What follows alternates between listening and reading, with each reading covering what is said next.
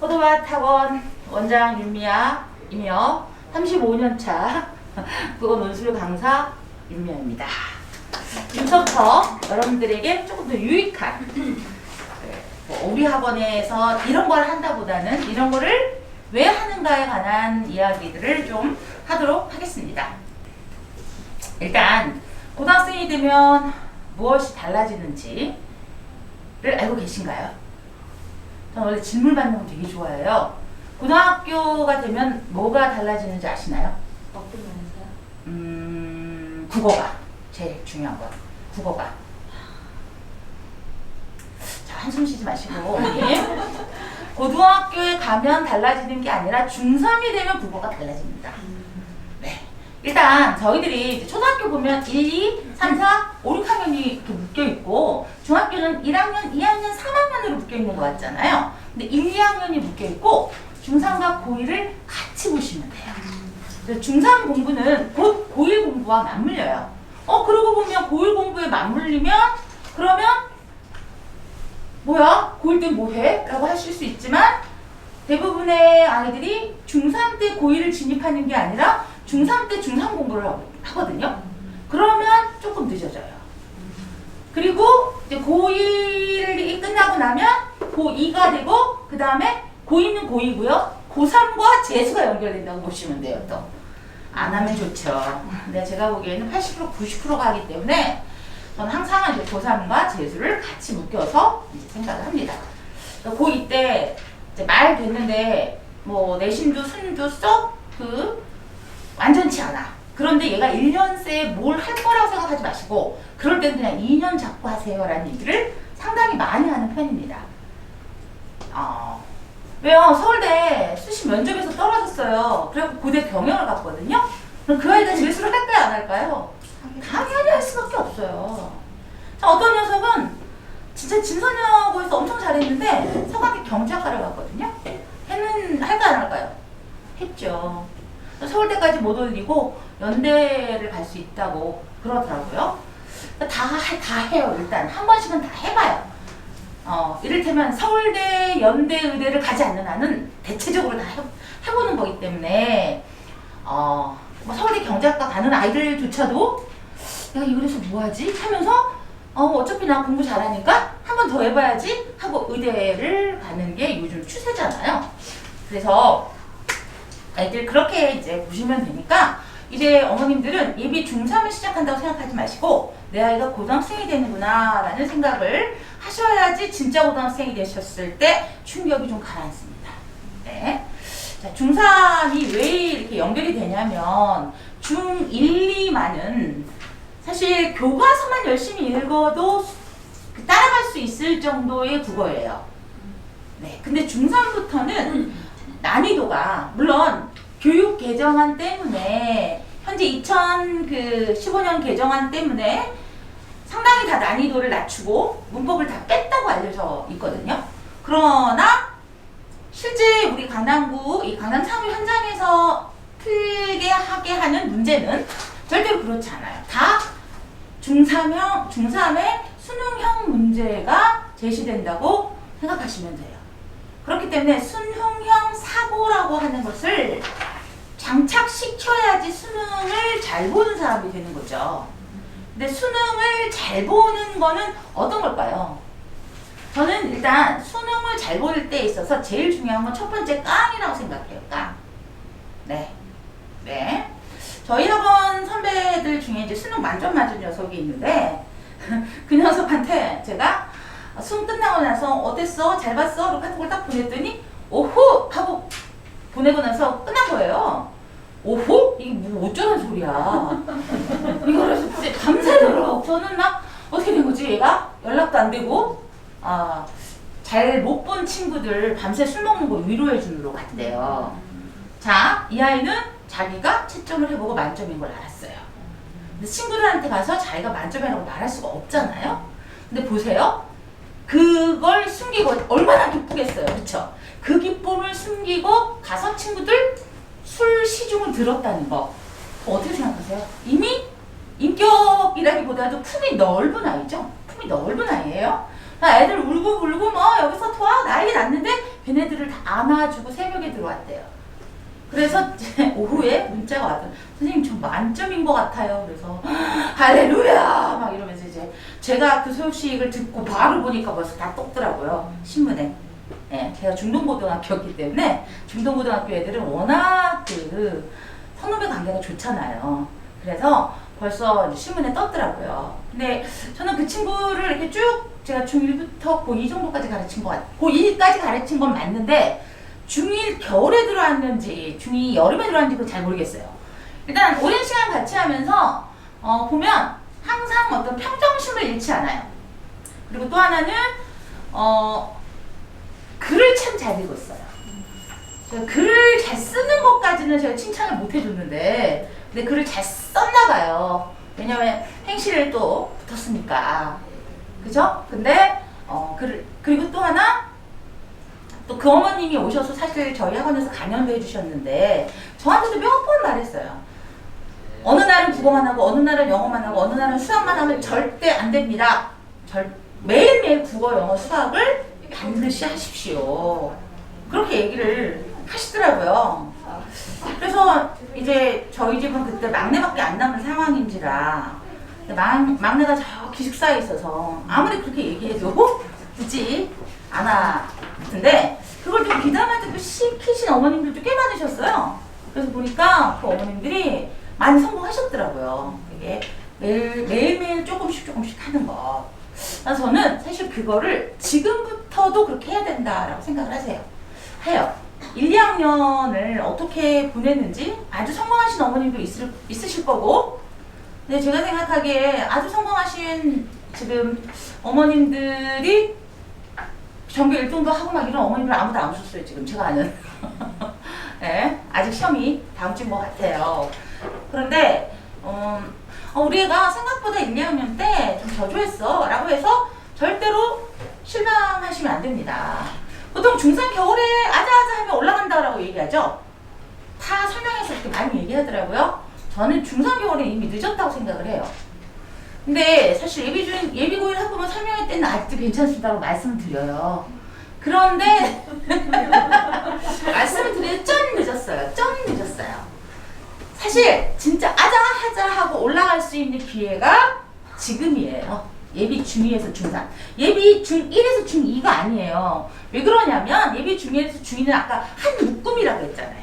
난이도가 크게 튈 것도 없고 그리고 뭐 그렇게 특별한 게 없는데 중3은 어머님들 수학도 달려보시면 알겠지만 중3 수학 어렵대. 중3 수학 몇 번 해야 돼. 그렇게 말씀하시죠.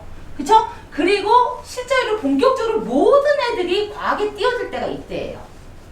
그러면 국어, 영어, 수학, 과학의 시간 배분을 어떻게 할 줄 아느냐가 결국은 이 4년의 삶을 지탱할 수 있는 힘이 되는 거죠.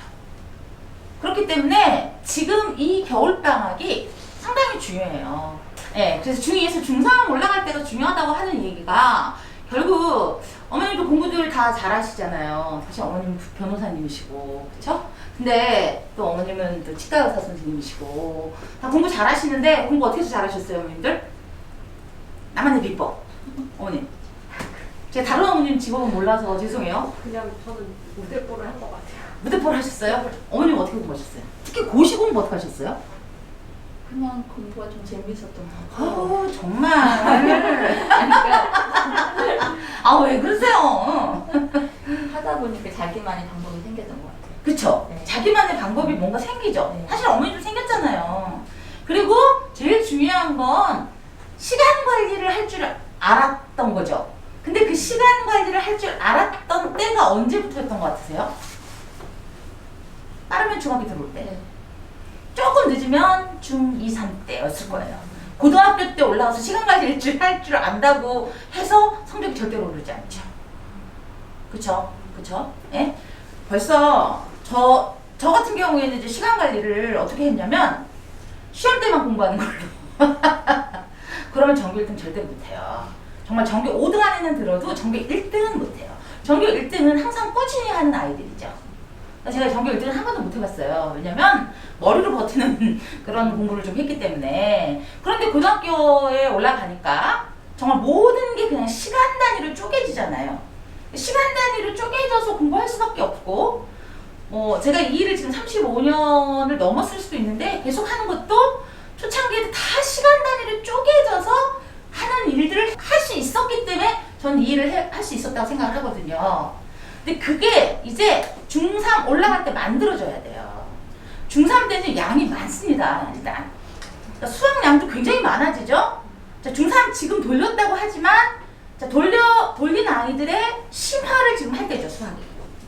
자, 그럼 어머님들 영어는 어떠세요? 다 괜찮은가요? 영어? 영어가 이제는 또 단어가 폭발적으로 늘어나요. 고등학교 내신에서의 영어는 지금 내신하고 좀 많이 다르고요.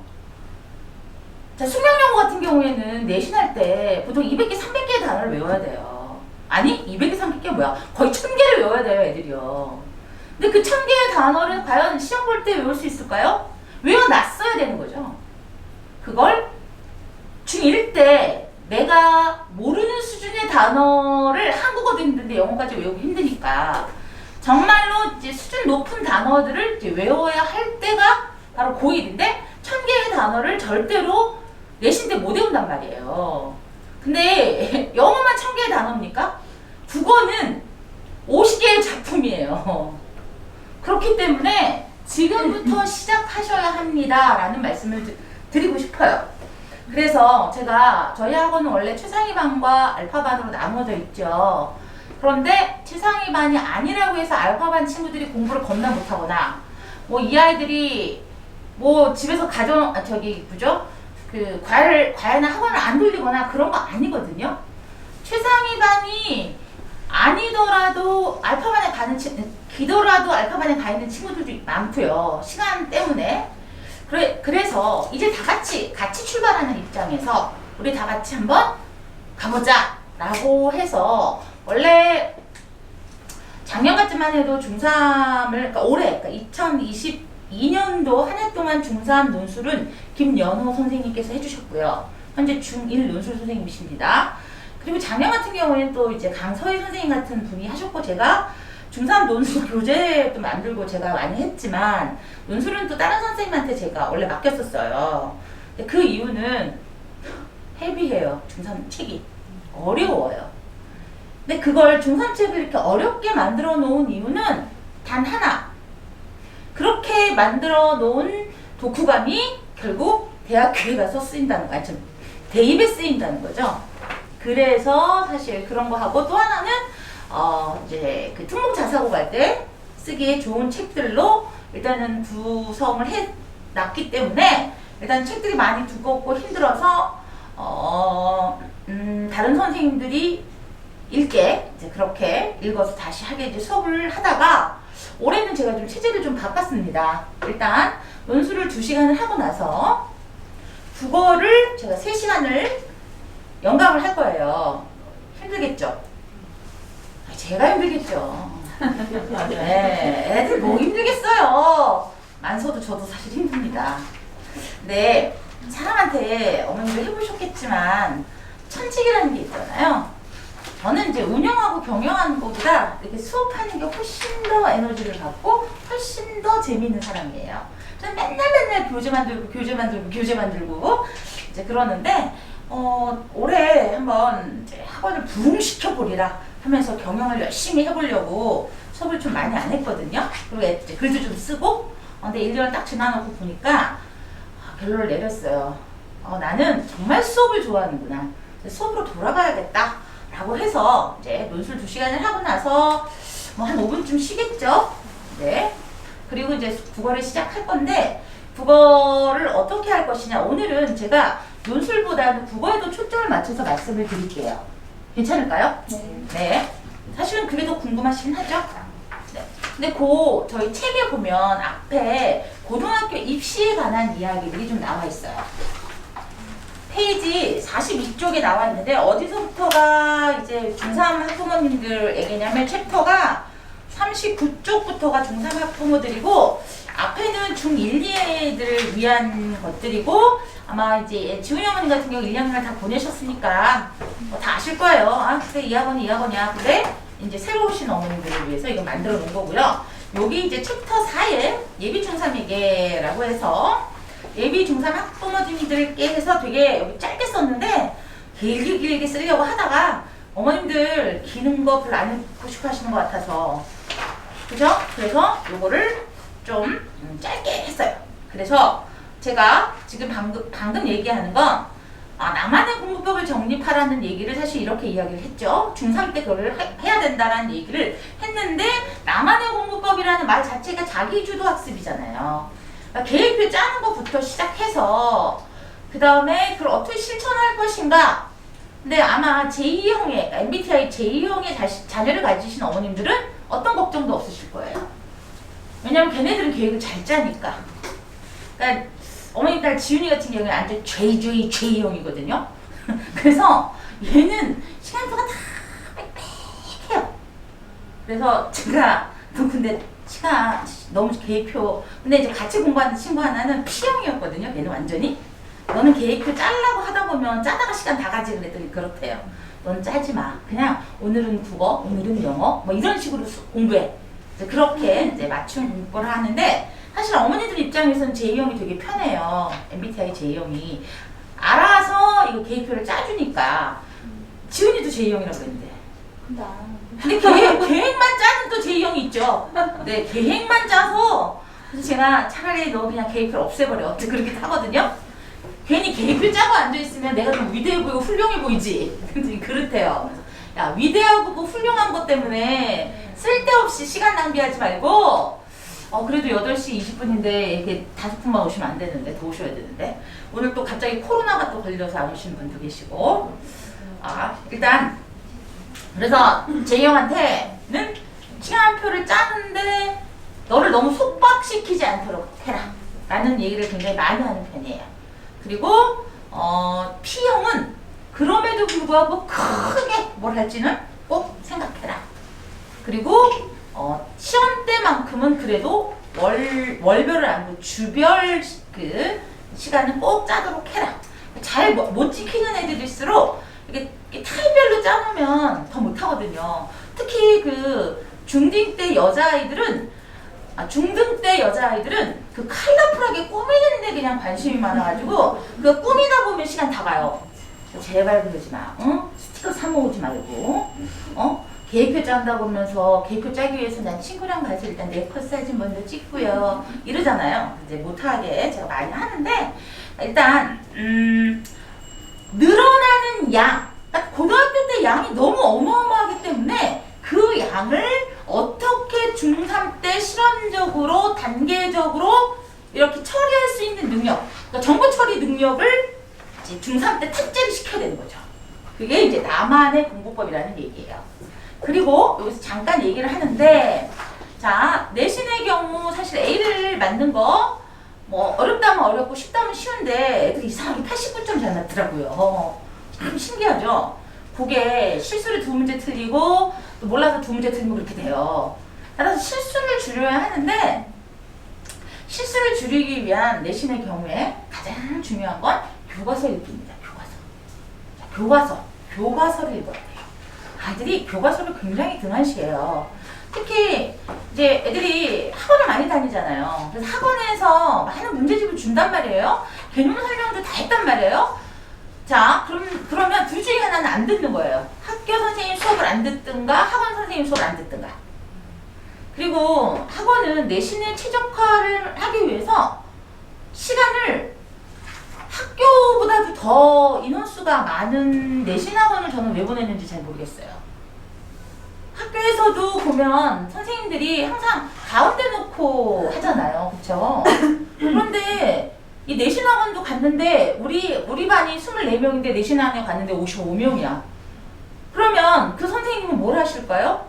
그냥 걔 이름들도 모른 채 그냥 내신 교재만 읽는 경우들 상당히 많죠. 내신 교재를 막 읽고 보는 설명을 하시면 맨날 하는 거니까 얼마나 잘해요. 그러니까 들을 때는 내가 다 들었다고 생각하고 안다고 생각한단 말이죠. 전 적어도 내신 학원이 피드백이 될 수 있는 학원. 뭐 이를테면 지윤아 너 오늘 이거 배웠는데 이거에 대해서 어떻게 생각해? 그럼 지윤이가 이 대답을 해줄 수 있어야 되는 거죠. 좀 전에 내가 말한 작품의 작가가 누구였지? 그러니까 중간중간에 찔러줄 수 있는 그런 학원을 다녀야지 내신을 다니더라도 그렇게 가서 강의만 듣다 오면 그래서 물론 본단 말이에요 시험을. 근데 우리나라에서 제일 강조하는 게 협동심이잖아요. 협동해서 잘 풀 수 있거든요 아이들이. 근데 그걸 선생님 왜 관리를 못 하셨어요? 막 그러시면 안 돼요. 선생님 눈에 띄지 않게 잘해요 애들이. 예? 그래서 일단은 저는 내신 학원을 보내실 때는 좀 소수 학원을 좀 보냈으면 좋겠고요. 또 자기가 잘하는 친구들 같은 경우에는 그냥 대형 학원을 보내서 문제를 받아와도 되는데 저는 그냥 사실 내신은 혼자 했으면 제일 좋겠어요. 특히 국어 내신. 왜냐? 교과서를 정말 꼼꼼하게 읽고 그리고 나서 자습서를 꼼꼼하게 읽고 그리고 나서 선생님이 주신 프린트만 꼼꼼하게 읽어도 네 제가 저희 학원 내신을 하잖아요 사실. 근데 제가 이제 최상위반 2번만 가르치잖아요. 그래서 매일매일 애들한테 내신 듣지 말라고 하거든요. 예, 저희 참 나쁘죠. 저희 학원에서 내신을 하는데 그 내신을 하는 원장님께서 최상위반 아이들한테 내신 듣지 말라고 한다. 그건 뭘까요? 근데 지훈이 어머님은 아실 거예요. 지훈이 고2 때 제가 내신하고 못 다니게 했거든요. 공부를 좀 할 수 있고 자기주도 능력이 있는 친구들은 특히 고등학교 내신도 혼자 할 수 있는데 중학교 내신을 왜 혼자 못해요? 해봐야죠. 그 중2 때 해봐야 돼요. 중2 때. 근데 중2 때 했는데 안정적으로 나왔잖아요. 중3 때는 당연히 안정적으로 나와요. 신기하게도. 왜? 중3 때 저희 학원에서 국어를 단순하게 교과서 국어만 가르치지 않기 때문이고 아이들이 교과서를 보는 법을 이미 1, 2학년 때 익혔기 때문이에요. 네. 일단 그 학원을 뭐 다 저희 학원 아니더라도 뭐 우리 이 동네에 좋은 학원들 많잖아요 사실. 내신을 많이 보내보셨을 텐데 일단 그 내신이 자꾸 아이들한테 이게 족쇄가 될 수 있다는 느낌을 저는 많이 받아요. 그래서 요즘에는 참 어머님들이 이제 내신을 많이 보내시는데 고등학교 어머님들 말씀드립니다. 아이들 정말 수시로 대학 가나요? 이 동네에서? 거의 못 봤어요. 거의 아까도 말씀드렸잖아요. 서울대 수시로 갔어요. 그게 전교 1등이라서 면접에서 떨어졌어요? 그럼 재수해요. 대부분의 아이들이 대체적으로 이 동네 내신에서 살아남는 애들을 거의 못 봤어요. 진짜 매번 전교 1등을 찍지 않는 한은 전교 1등을 그렇게 매번 찍는 게 쉽지 않잖아요. 그냥 쉽지 않은 게 아니라 그건 할렐루야 뭐 진짜 거의 정말 내주여 강림하 사지 그냥 되는 게 아니기 때문에 저는 그 심각한 확률 때문에 왜 8주를 내신에 갔다가 던지느냐. 근데 고1 어머님들 다 8주씩 지금 내신에 던지거든요. 근데 학원에서는 내신이 어쩌면 내신이 가장 쉬웠어요가 되니까 내신 기간을 너무 늘려놨어요. 왜 중학교 내신을 하는데 6주씩 합니까? 옛날에는 3주? 짧으면 2주밖에 안 했어요. 저 35년 됐다고 했잖아요. 그러니까 제가 이 동네, 대치동에 그 타워팰리스 다 이렇게 풀밭일 때부터 여기 다녔을 거 아니에요, 제가. 저기 이제 저 개포동 가면 밤에 깜깜해서 무서워서 못 가고, 거기 우성아파트 얼마나 무서운데요, 거기 밤에 가면. 지금도 무서운데. 그렇게 제가 살았잖아요.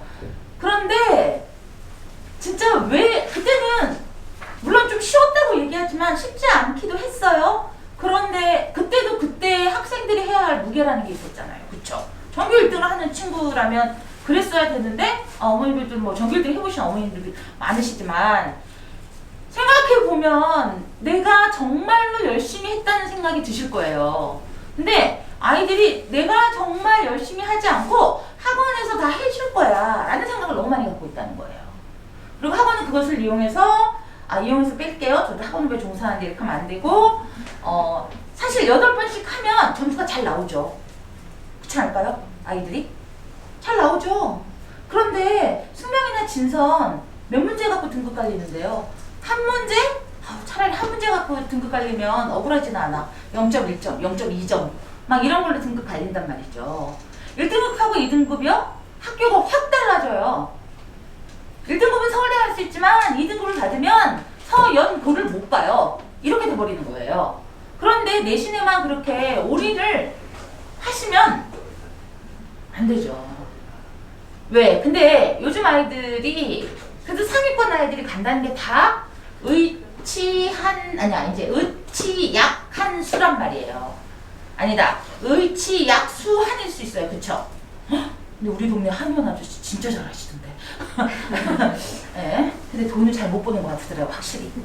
다 가면 침 맞고 뜸 뜨는 분은 할머니 할아버지밖에 안 계시고 약을 짓는 사람은 거의 없고 다들 침뜸만 맞고 계시는데 10,000원 정도밖에 못 받아요. 네, 그래서 고생이 많으시군요. 그래서 제가 이제 한약을 지었거든요. 저 요즘 그 한약 먹고 너무 좋은 거예요. 여러 가지로. 아니 그래서 제가 여기 한약 맛집 일세 이러면서 원장님 거기다 침뜸이라고 쓰지 말고 밑에다가 한약도 좀 쓰세요. 그랬는데 별로 변할 생각이 없으신 것 같긴 해요. 그러니까 진짜 한약을 해서 먹고 살기 너무 힘드니까 사실 한의대를 가는 친구들의 꿈은 경희한방병원에 들어가는 거죠. 특히 여자들은 다 경희한방병원이거나 아니면 이제 CC가 되어서 같이 부부한의원. 세상에 한의원 이름 중에서 제일 많은 게 부부한의원 아닐까요? 그쵸? 부부한의원. 부부한의원을 이제 차리게 되는 거죠. 그래서 한의 이제 약, 그러니까 의치, 약, 그 다음에 뭐였더라? 수한이란 말이죠. 그러니까 근데 거기까지도 가려면 1등급과 2등급 차이에서 그냥 무조건 갈려버리는 거예요. 근데 그건 그나마 이과나 그러는데 문과는 더 심하죠? 그런데 문과가 이제 요즘에 어떻게 됐습니까? 이과가 다 어떻게 되죠? 교차 지원이 가능해요. 아니 세상에 이렇게 나쁜 제도가 어딨어요? 안 그래도 문과 애들은 힘들어 죽겠는데 그 이과가 문이과 교차 지원이 가능한 거죠. 그래서 제가 이제 하늘에도 걔가 서강대 경제학과를 갔는데 이과로 해서 갔거든요.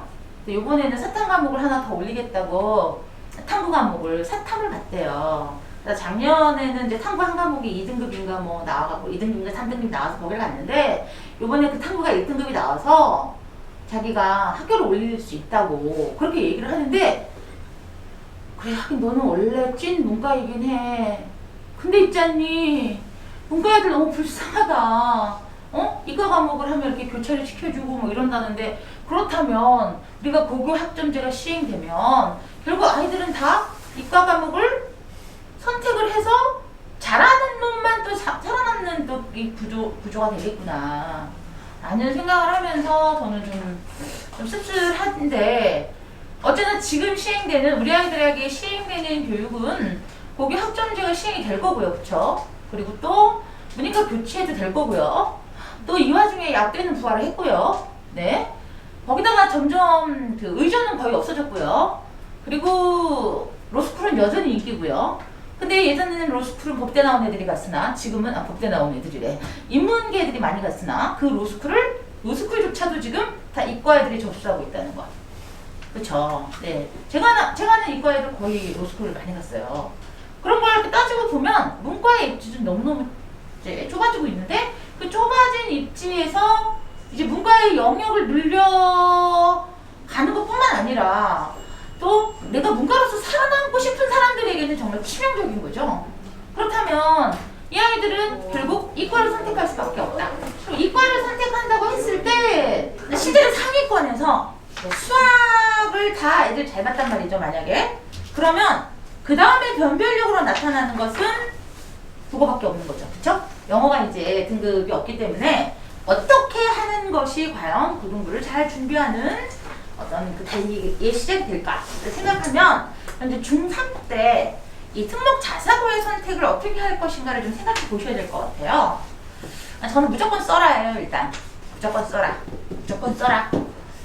그게 어저께도 저희 이제 실장님이랑 또 선생님이랑 설명회 다녀왔는데 요즘 이제 설명회 다녀보시면 아시겠지만 다 특목 자사고가 유리해요 라는 얘기 많이 하죠. 수시로 갈 경우에는 뭐 당연히 유리하죠. 얘가 어느 학교 나왔는지 딱 보이는데 그쵸? 어떻게 보일까요 어머니? 동아리 이름 쓰면 돼요. 동아리 이름.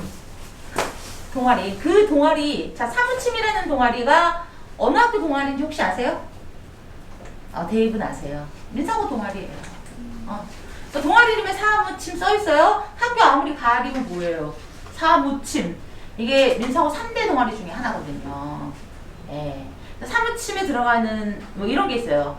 사무침 동아리를 하면 서울대를 못 가고, 그 다음에 뭐 게임 오버를 하면 연대를 못 가고, 또 뭐가 있더라? 아, 민사 오케스트라를 하면 고대를 못 간다. 뭐 이제, 서울권 대학을 못 간다. 이제 그런 설이 있거든요. 그만큼 동아리 활동을 열심히 한다고요. 저희 딸이 그 세 개 다 했잖아요. 네. 자, 문사 오케스트라는 아니고 편집부를 했어요. 저희 아이는. 일단, 그래서 어느 학교에 들어가 있는가를 보는 게, 다 보여요. 입사하시는 분들한테는. 그래서, 특목 자사고를 일단 가라고, 그래야지 유리하다고 얘기를 하는데, 이쪽에 보니까 남자아이는 어머님은 단대보고 보내지 마시고요. 휴문이나 중동 보내세요. 자사고잖아요. 네, 자사고 보내세요. 자사고는 이제 그 성적도 없고 그냥 무조건 그 배수 안에만 들으면 되는데 요즘은 중동이 더 잘 나가죠. 휴문보다. 그건 뭐 사실 의치안 때문에 그러는 건데 뭐 중동이 더 좋다. 휴문이 더 좋다. 저 사실 그 얘기 잘 못하겠어요. 휴문하고 그 중동은 선생님이 아이를 이렇게 케어하는 방법이 좀 더 다르고요. 과목 개설도 다르고요. 그렇기 때문에 저는 단대부고 이렇게 넣다가 떨어져갖고 괜히 중대부고 가고 남자애들 그러니 잘못하면 영동고도 갈 수 있어요, 어머님.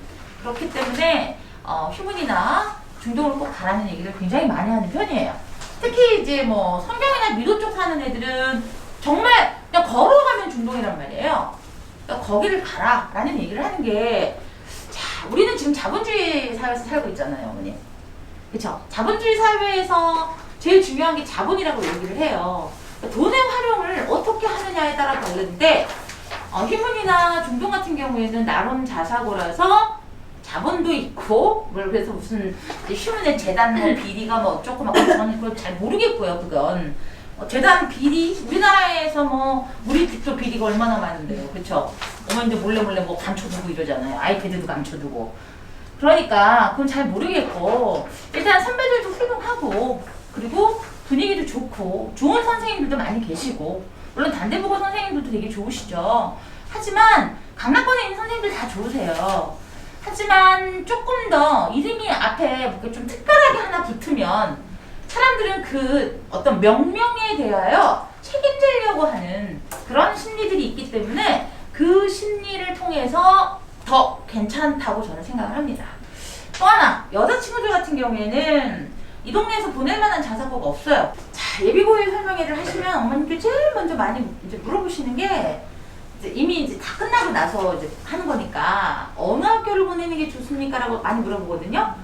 저는 이제 미리 지금 말씀을 드리고 사실 이 1년을 잘 계획하시기를 바라면서 말씀을 드리는데 집 앞에서 가장 가까운 학교예요. 그게 제일 좋아요, 사실.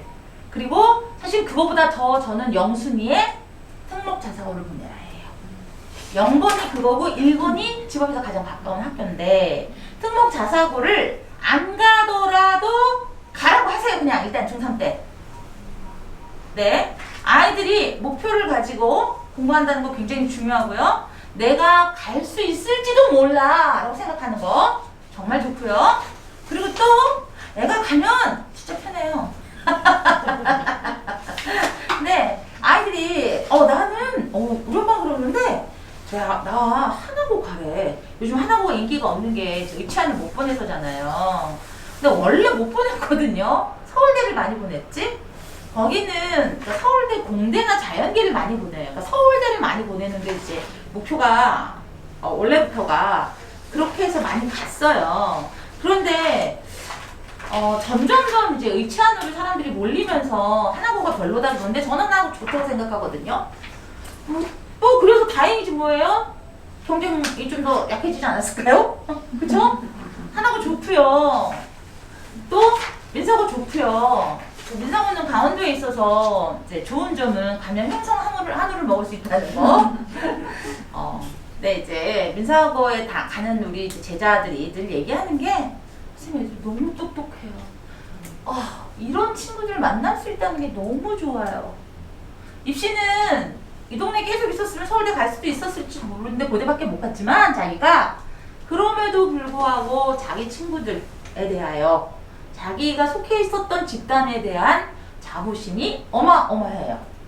근데 그게 신기하게도 민사고 애들이 훨씬 더 심한 것 같아요. 외대부고 애들보다. 외대부고들보다는 조금 약간 외대부고 애들이 매주 나오잖아요, 애들이. 그래서 매주 나와가지고 이제 국내에서 사교육을 다 받잖아요. 근데 민사고는 안 나오잖아요. 그리고 하나고는 2주에 한 번씩 나오고 하나고는 아예 안 나오잖아요. 그래서 이제 하나고에 사교육을 시킬 수 없어서 하나고가 뭐 그렇다라는 얘기가 있는데 전 모르겠어요. 일단 하나고 나온 그 졸업한 친구들은 만족도가 굉장히 높아요. 그러니까 사교육을 못한다고 해서 그 학교가 전 좋지 않은 학교라고 생각하진 않아요. 민사고는 2주에 한 번씩 나와요. 네? 2주에 한 번씩 나와서 사교육 안 받고 진짜 계속 먹다만 가는 애도 있어요. 빈 캐리어 들고 와가지고 마트 가가지고 거기다가 라면이랑 막 이런 거 다 싸가지고 그리고 그냥 가는 애도 있어요. 언니. 네. 그래도 본인은 가서 그때는 너무 이제 몰랐는데 이제 지내놓고 나니까 사람들이 나를 보는 시선이 달라 엄마. 이제 이렇게 얘기를 해요. 그치? 그리고 그게 민사고 하나고 외대부고 프리미엄이라는 게 있어요. 그래서 알바비가 일단 애들 많이 받을 수 있어요. 네, 보통 애들이 한 3만 원 받으면 걔네들은 4만 5만 원 받거든요. 네? 그래서 제가 목표를 가져야 되는데 자, 우리가 꿈을 애들이 나는 의사가 될 거야 라고 하는 녀석들은 진짜 열심히 하긴 해요. 그 녀석들은. 근데 선생님 저는 아직 제가 뭘 해야 될지 모르겠어요 하는 애들은 진짜 그렇게까지 열심히 안 해요. 뭘 해야 될지 모르겠는데 뭘 왜 열심히 하겠어요? 그쵸? 그러니까 뭘 해야 될지 모르는 친구들한테 줄 수 있는 1차 목표, 그게 바로 지금 현재 상황에서는 품목 자사고밖에 없어요. 애들한테 다 아시잖아요. 어머님들 뭐 단기 성과를 줘야 된다 뭐 이런 거 다 알고 계시는데 이 아이들한테 줄 수 있는, 아니 안 보내셔도 돼요. 나중에 그냥 일단 가라고 하세요. 엄마 내가 거기를 어떻게 가? 너 갈 수 있어. 우리 이번에 잘해보자. 한번 해보자. 야 엄마도 민사가 엄마 되고 싶어. 뭐지 이렇게 나 엄마도 말이야 하나가 엄마 되고 싶어. 이러면 애들이 엄마를 다 사랑하잖아요. 우리 엄마가 이렇게 좋다는데 한번 해볼까? 뭐 그래서 뭐 안 해보고 할 수 없는 거지 못하겠어요. 그러면 야 일반 보고 하자. 그냥 우리 편하게 살자. 그럼 애가 엄청 열심히 하나요? 아니거든요. 그러니까 이렇게 한번 특목 자사고의 선택을 고려해 보시면 좋겠습니다. 아까도 말씀드렸지만 이제 우리 아이들은 고등 국어를 진입합니다. 자, 그러면 입시에서 주요 학교별 특성화 프로그램이랑 이제 단대국어, 수능국어, 중등부, 진성국어 다 나왔으니까 뭐 이제 보시고요. 그쵸? 휴문고도 나오고 현대고도 나오고 세아고에 세아 여고까지 다 있어요. 언니. 자사고는 이제 이 동네 자사고도 다 있는 거죠. 그쵸? 현대고도 뭐 이제 많이 가는데 그 이제 압구정동하고 서초동에서 많이 가시는데 네. 그 다음에 이제 배제고. 요즘 가장 많이 떠오르는 학교가 배제고예요. 남자아이들은 배제고 보내도 사실 여기 기숙사 학교고 괜찮다는 생각이 드는데 여기 선생님들이 생기부를 진짜 잘 써주신대요. 이게 지금 여기에 없는 건데 실장님 배제고가 3인가 했죠? 전국? 의치안 보내는 거. 깜짝 놀랐어요. 100몇 명을 보냈어요. 배제고에서. 그래서 저는 작년인가 재작년인가 배제고 어머님들이 팀을 짜갖고 오셨다고 저한테 이제 팀 수업을 해달라고 그러는데 어머님들이 이게 어깨가 굉장히 이렇게 이러셔갖고 왜 저러시지? 민사고도 아닌데? 내가 사실 속으로 그랬거든요. 근데 이제 저 이렇게 공손하게 어머니 오셨어요 이러려고요. 너무 막 이러셔가지고 보니까 그 동네 전교일등이 다 가는 거잖아요 지금. 그쵸? 그러니까 일단 수시도 많이 갈 거고 일단 아이들한테는 그러니까 인간이 살면서 어머님들 생각해보세요. 내가 괜찮다고 여겨질 때, 내가 나한테 상을 뭔가를 주고 싶을 때, 그게 그거잖아요. 뭔가 나도 성과를 냈을 때잖아요. 성과가 하다못해 마늘종을 볶았어. 근데 맛있어. 그래야지 기분이 좋고 내가 뭔가 이렇게 쓸모있는 인간 된 것 같지 않으신가요? 제가 멸치를 볶았는데 너무 맛있는 거예요. 저는 막 너무 행복해요 그럴 때. 제가 요리를 되게 좋아하고 좀 잘하는데 할 시간은 없어서 잘 못해요. 근데 한 번씩 하면 너무 맛있는 거예요. 우리 선생님들은 아시죠? 제가 이렇게 좀 가끔 하면 밥을 차려드리기 때문에. 그런데 한번 생각해 보세요. 그쪽에서 전교 1등 하고 또 애들이 뭐 이렇게 배적으로 가고 막 으쓱으쓱해지는 거죠. 아이들이 나 이 좋은 학교에 들어갔대. 제가 보기엔 이렇게 시너지가 된 것 같아요. 배재고가 불과 몇 년 전까지만 해도 아니었거든요. 근데 배재고가 이제 선생님들이 달려들어서 생기부 쓰고 여기 기숙학교예요. 네, 안내 보내면서 계속 이제 하고 여러 가지 아마도 뭐 배양 영재 인증 프로그램 뭐 이런 거. 여기가 기독교 학교라서 농촌 선교 봉사활동, 종교가 기독교이신 분들은 한번 보내보시는 것도 생각을 좀 해보시면 해요. 전 송파구에 살면서 여기를 왜 안 보냈을까 우리 아들, 그런 생각이 들더라고요. 네, 영재고만 보낸다고 떨어지고 나니까 아주 그 실망감과 그 탈락감과 저의 우울감, 아휴 너무 심하더라고요. 그래도 좀 할 수 있는 애들은 해보는 것도 괜찮은데 영재고를 어차피 어머님들 지금 2학년인데 영재고 시작하실 어머님들은 안 계시잖아요. 그쵸? 그럼 1학년 어머님들 할 때 말씀드리는 거고 영재고 보내실 거 아니니까. 영재고는 떨어지고 나면 그 영떨이라고 이제 하잖아요. 그러면서 아이와 엄마의 자존감이 진짜 추락하는데, 특히 저 같은 경우 이제 둘째를 5살부터 시켰거든요. 영재고 준비를. 그래서 우리가 한 10명 KG 다니는 친구들이었는데 10명 정도가 좀 있었거든요. 걔네들이 황소일기예요. 근데 저희 아들만 빼고 나머지 다 붙었거든요. 다 이제 그냥 다 서울영재고 갔어요. 근데 너무 재밌는 건 걔네가 이제 굿대고 그런데 다 어디 갈게요? 연대의대.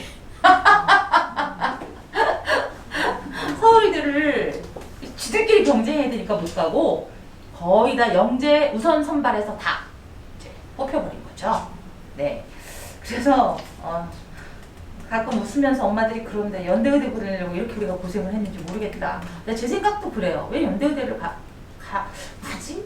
그 정도면 유학도 가도 되고 MIT를 가도 되고. 왜냐하면 얘네들이 IMO까지 대표였거든요. 그러면 그런 애들은 그냥 계속 수학의 길로 가야 되는 거 아니야? 연대의대 갔어요. 네. 네. 네, 어찌됐든 배재고 꼭 눈여겨보세요. 네, 여기 대수 되게 셉니다. 특히 이제 배재고가 강동이나 이제 송파 쪽에서, 잠실 쪽에서 굉장히 많이 갈 거기 때문에 배재고가 나쁘지 않아요. 그 휘문 중동의 배재까지 한번 생각해보세요. 네. 설명 한번 들어보세요. 배재 나중에. 네. 자, 그래서 저희가 해줄 수 있는 건 저희가 이제 쓴 글들, 논술을 하면서 배운 것들이 자소서에 다 연계가 돼 있게 되어 있어요.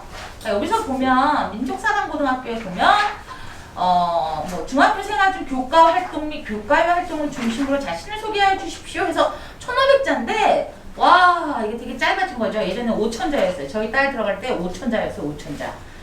네, 물론 제가 다 이렇게 첨삭을 해주긴 했는데 일단 이 5000자를 쓰는 건 정말 너무 힘들더라고요. 아이랑 같이 머리를 쥐어 짜면서 그냥 이 얘기 저 얘기 막 쓰고 이제 막 틀린 문장 막 고쳐주고 막 이렇게 했습니다. 예, 근데 하나고도 1500자고 용인도 1500자예요. 근데 요즘 이제 대원외고하고 한영외고에 대해서 상당히 좀 외고에 대해서는 점점 인기가 떨어지고 있죠. 요즘 넣으면 거의 넣으면 거의 붙는 수준이 됐어요. 불과 3년? 요번에 그 시험 보내줄 때만 해도 안 그랬던 것 같은데 더 안 보내고 있기 때문에 어머님들도 아마 외대 아니 그 진짜 문과가 찐 문과로 갈 게 아니면 찐 문과로 가서 뭐 로스쿨을 간다는 그 코스로 가는 친구들도 있긴 한데 그래도 이제 워낙 역사와 전통이 있는 학교인데 요즘에 사실은 이과면서 특목 자사고로 뜨는 게 서울 과학고등학교예요. 서울 과학고등학교, 서울 영재고등학교하고 다릅니다, 어머님. 영재고등학교하고 과학고등학교는 달라요. 그러니까 영재고등학교는 우선 선발을 통해서 4월달에 다 이제 원서 접수를 시작하고요. 얘네는 후기로 그러니까 후기는 아니지만 후기는 아니고 전국 단위 자사고 모집으로 모집이 되는 그런 학교예요. 그러니까 여기는 수능 체계로 아이들을 가르치는 거예요. 그러니까 세종과학고등학교라든가 이런 과고들이 다 그런 거예요. 과학고등학교. 그리고 영재고는 정말 영재고 프로그램 그대로 가는 거예요. 그래서 뭐 한가영 같은 경우는 부산에 있잖아요. 카이스트 부설이란 말이에요. 걔네들은 진짜 원서로 공부를 해요. 그래서 영어를 진짜 잘해야 돼요. 한가영을 들어가서 점수를 받으려면. 근데 요즘에 이제 또 대전 뭐 영재고도 꽤 이제 약진을 하고 있죠. 대전 영재고 같은 경우에는 그 어느 영재학교보다 글쓰기와 책 읽기를 강조하는 학교예요. 그래서 저희 지금 1학년 언주중 나왔는데 그 친구가 요번 2학기는 성적이 아직 안 나왔으니까 1학기 전교 1등을 했는데 그 이유가 A+를 받았대요. 국어를. 그게 다 서술형이었거든요. 그래서 그 어머님이 너무너무 이제 감사하다고 저한테 그러는데 이렇게 쓰기 능력이 되는 아이들, 그러니까 다른 것도 다 서술형이래요. 과학 이런 것도. 그래서 서술형을 잘할 수 있게 된 게 포도반 논술을 통해서였다라고 말씀을 하세요. 네, 어머님이 제 제자이기도 합니다. 근데 그 친구 같은 경우에는 제가 설득해서 영재고를 가자고 한 거였거든요. 네, 열심히 해주더라고요. 진짜 열심히 하더라고요. 조금 늦게 시작했을 때는 진짜 엄마 그냥 많이 매달려야 돼요. 엄마가 고생 많았죠, 사실. 그래서 거기 말고는 이 서울과학고등학교라든가 세종과학고등학교 이렇게 영재고 말고 과고는 클래식 공부를 시킨다는 거. 그러니까 일반고랑, 그러니까 일반고가 아니라 뭐 휴문 중복이랑 같다고 생각하시면 되는데 얘네가 이제 조금 더 어려운 거죠, 뽑을 때. 자야. 요즘 너무 웃긴 게 원래는 영재고 안 가면 이제 과고 갈까 하다가 그냥 일반고 가는 친구들 많았는데 이 서울과학고등학교는 영재고와 달리 의대를 넣을 수 있으니까 여기 가는 경우가 많아요. 그래서 요거는 지금 생각해 보셔도 돼요, 어머님들. 서울과고를 보낼 수도 있겠구나 라고 생각하시면 돼요. 그러니까 영재고는 일단 경시를 하는 위주의 아이들이잖아요. 이 과학고는 그냥 공부 잘하는 아이들 위주라고 생각하시면 돼요. 내신을 아주 잘 받는 아이들 있죠. 근데 그런 아이들끼리 모여있다고 또 생각해 보시면, 네. 그러니까 민상호 같은 경우에는 뭐 이런 거예요, 어머님. 불어도 있고, 영어로 미국 정치사, 뭐 이런 것도 들을 수 있어요. 네. 저희 딸이 미국 정치사가 그냥 한글인 줄 알고 들어갔다가 영어로 수업을 해갖고, 이제 수강 포기를 하고 나왔다고 이제 그렇게 얘기를 하는데, 아무튼 뭐 민상호는 진짜 영어로 열리는 수업이 많으니까 그런 점도 되게 매력적이긴 하죠. 민상호가 사실 어려울 것 같지만 만약에 다 내 아이 성적이 와 운 좋게도 거의 다 A였고 버릴 과목만 뭐 B, C였어 라고 하면 자소서 잘 쓰고 그러면 넣어보시는 것도 떨어져도 좋으니 넣어보시는 것도 좋아요. 왜냐면 1차 선발에서 다 붙거든요. 그럼 2차 선발에 면접을 보러 갈 수가 있어요. 근데 그 면접을 준비하는데 이제 큰 학원 보내지 마시고 괜히 돈 많이 들어가니까 면접을 준비하면 아이가 한층 성장한 걸 느낄 수 있으실 거예요. 네, 그래서 한번 해보라는 얘기를 정말 많이 해요. 왜 안 해봐요? 그 기회인데? 아니 왜 1, 2, 3군까지 가나다를 다 넣을 수 있는데 4군을 왜 안 넣어요? 똑같은 거잖아요. 우리도 1, 2, 3군이 있는 거야 지금. 1군이 영재고인데 포기했어 이건 이미. 그럼 남은 특목 자사고야. 한번 더 봐야죠, 그쵸? 그럼 다군이 그냥 후기 일반고에 아무나 갈 수 있는 중앙계 경영학과 같이 공부 잘하는 애들이 다군에서 맨날 넣는 게 다 중대잖아요. 그래서 중대 경영이 막 5바퀴씩 돌잖아요. 그래서 그러니까 우리도 가나다군이 있는데 굳이 안 넣을 필요는 없다는 거죠. 그래서 한번 넣어보시라는 거고. 이 포도밭 국어와 논술 고등교과서의 연계성하고 쭉 나와 있는데 자 고등부 교과서를 모르시는 어머님들한테 얘기를 해보면 사실 이거 초등부 교과서는 똑같아요. 자 초등부 교과서가 국어가 어떻게 이루어져 있나요, 어머님들? 초등학교 교과서가 어떻게 이루어져 있나요? 일단 말하기, 듣기, 쓰기, 읽기로 되어 있죠. 말하기, 듣기, 쓰기, 읽기를 왜 잘해야 하나요? 저희 학원에 또 저희 제자가 큰애가 이제 3학년이 되는데 제발 좀 3학년을 만들어 달라고 해서 제가 우리도 잠깐 했었는데 진짜 3학년 내내 하더라고요. 3학년 1학기와 3학년 2학기 이제 자습서를 다 갖다 놓고 봤는데 너무 어려운 거예요. 깜짝 놀랐어요. 초등학교 이렇게 어려웠단 말이야? 저는 그래서 이제 초등학교 학부모님들 만나면 초등학교 때 공부 똑똑하게 시키라고 그만 꼭 하려고요. 이 과정들을 다 밟아 와서 잘해야만 잘하겠더라고요. 다 배우던데요? 진짜 국어 보고 저 깜짝 놀랐어요. 이렇게 어렵단 말이야? 이러면서. 그러니까 애들이 지금 문해력이 나오지 문해력이 약한 게 아니라 교과서가 너무 어려운 건 아닐까? 그런 생각을 제가 했어요. 와 진짜 어려운데? 저희가 막 은유법 막 이런 거 중학교 때 배울 것 같잖아요. 초등학교 때 다 나오던데요. 네. 뭐 심지어 비유와 상징까지도 다 알아야 될 만큼 다 알아요. 그래서 수많은 그 교육 그 전문가들이 하는 얘기를 보면 초등학교 때 무조건 교과서 읽혀라는 얘기를 진짜 많이 하는데 저도 나름 이제 교육 전문가잖아요. 저 맨날 교과서 읽히라고 그러거든요. 제 말이 틀리지 않았다는 걸 다시 한번 확인을 했어요.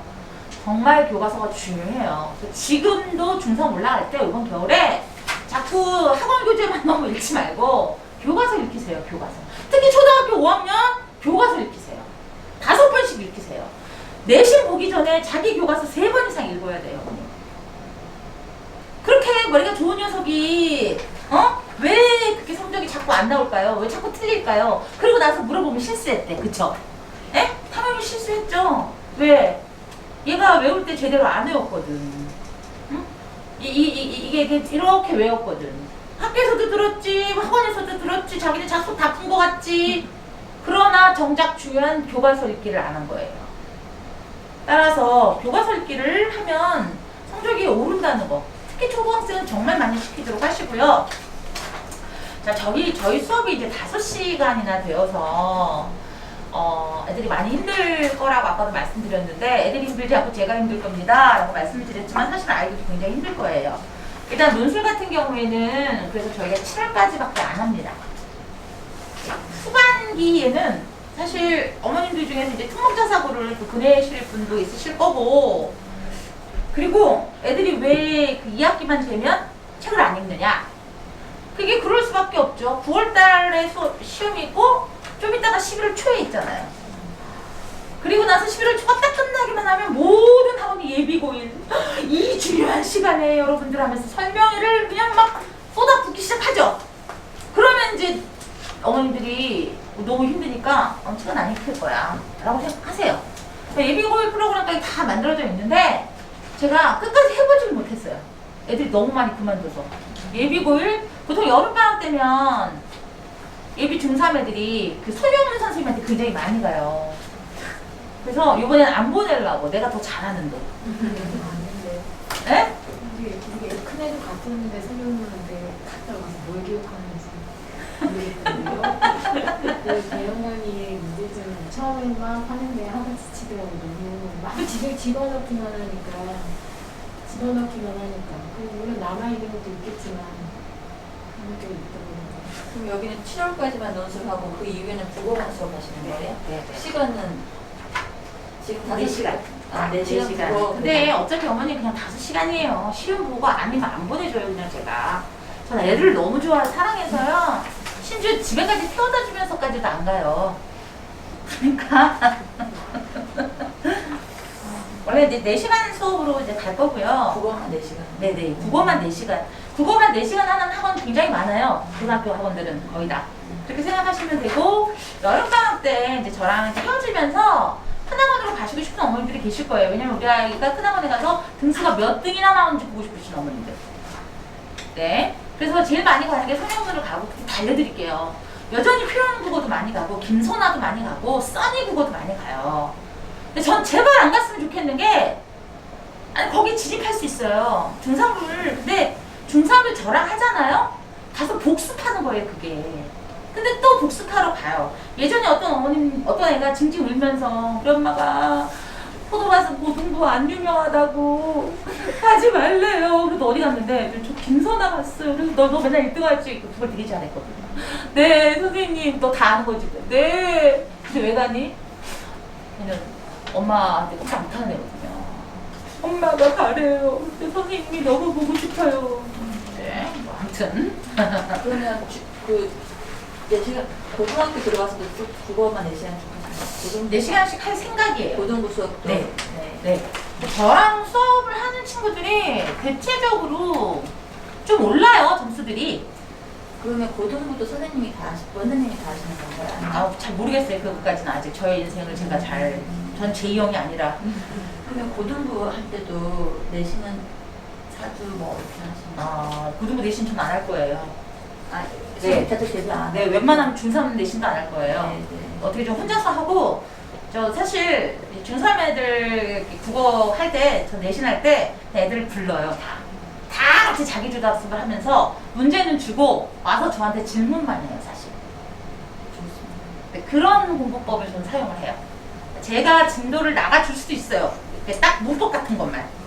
그런데 저는 왜 도대체 거기 옆에 붙어있는 수필을 하나씩 다 읽어줘야 되는지 잘 모르겠어요.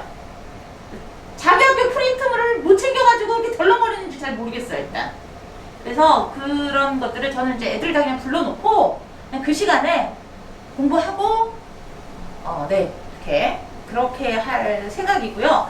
일단 중3 논술 커리큘럼만 보시면 이거 학생부 기록 만들기인데 지금 보시면 이방인 군주론 오래된 미래 56쪽이에요. 허상관 매열기 달가위 펜스 카테리나 볼륨의 잃어버린 명예 침묵의 봄 이중내선 면역에 관한 이토록 뜻밖의 내가 자, 이게 지금 문과와 이과를 다 위한 포진하는 거예요. 이게 겨울방학 동안에 읽는 거라고 생각하시면 돼요. 이게 좀 어려워요. 책도 좀, 뭐 달가위 펜스 같은 경우에는 되게 좀 두껍고요. 여기서 보면 어머니를 보시면서 이중나선 엄청 어렵겠다. 하나도 안 어려워요, 어머님 이거. 네. 오히려 애들이 이걸 잘 읽어요. 뒤에 있는 게 더 어려울 거예요, 아마. 수능에 잘 나오는 장편인데 이게 더 어려울 거예요, 아마. 광장, 마당 깊은 집 이따만한 거 한 번.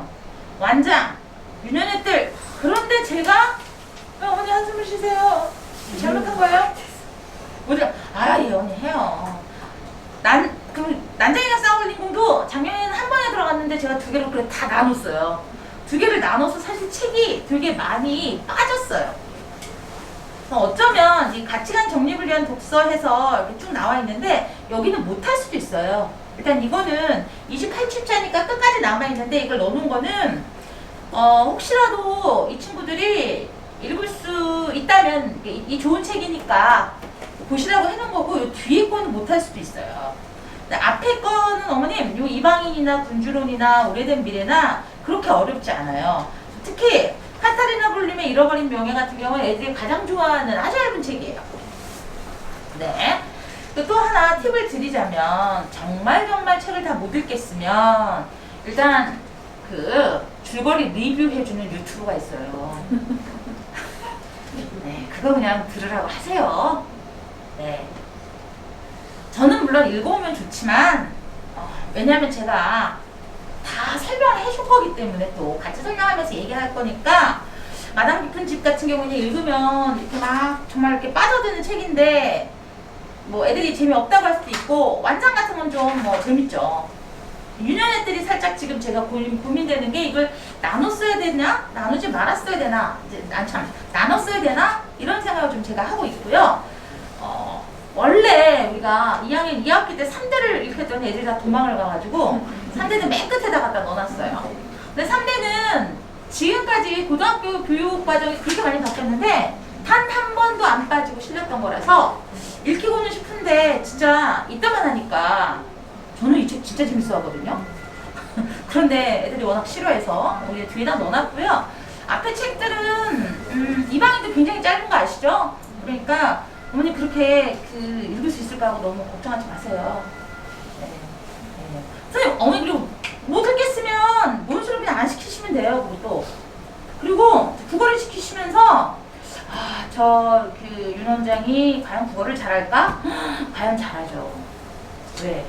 제가 수능 1세대부터 지금까지 수능을 가르쳤던 사람이고 제가 수능 문제를 무지하게 많이 찍었던 사람이고 수능에 나올 것들을 많이 찍었던 사람이고 제가 이제 늘 얘기하는 조감도 학습법이라는 게 있어요. 조감도 학습법.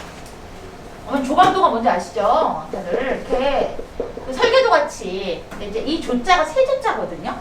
새는 이렇게 날라와서 이렇게 하늘 밑을 보면 한꺼번에 다 보죠.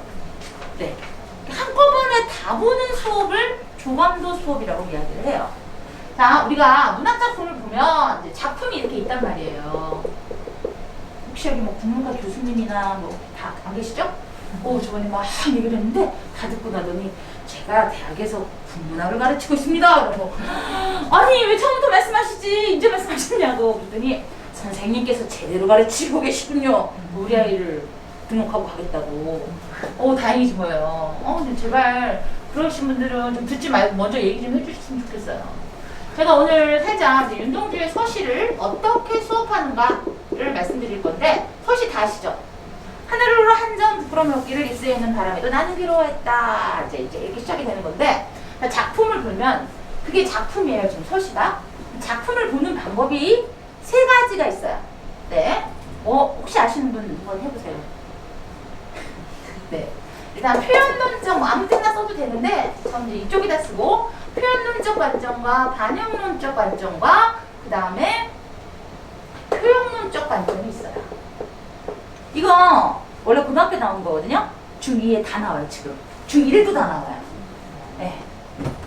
강남권만 그래요. 이 족보닷컴에 문제 다 올라오잖아요.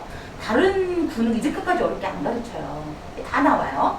네. 그러면 이 표현론은 뭐냐면 작가의 어떤 스타일이에요. 다시 말해서 작가의 생애와 또 이 사람의 가치관과 뭐 이 사람의 어떤 뭐 종교관 이런 것들을 이제 표현론적 관점이라고 얘기를 해요.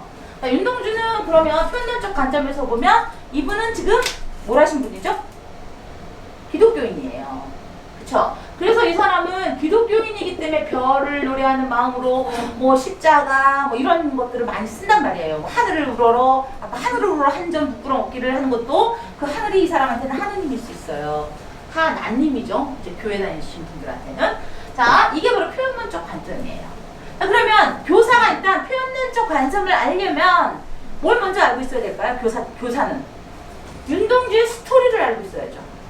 그죠? 이분은 간도에서 태어나신 분이에요. 그리고 아시다시피 일제강점기 때 생체 실험을 당하고 돌아가신 분이에요. 굉장히 젊은 나이에 죽었어요. 28살. 그리고 상당히 잘생겼으며 또한 되게 깔끔했대요.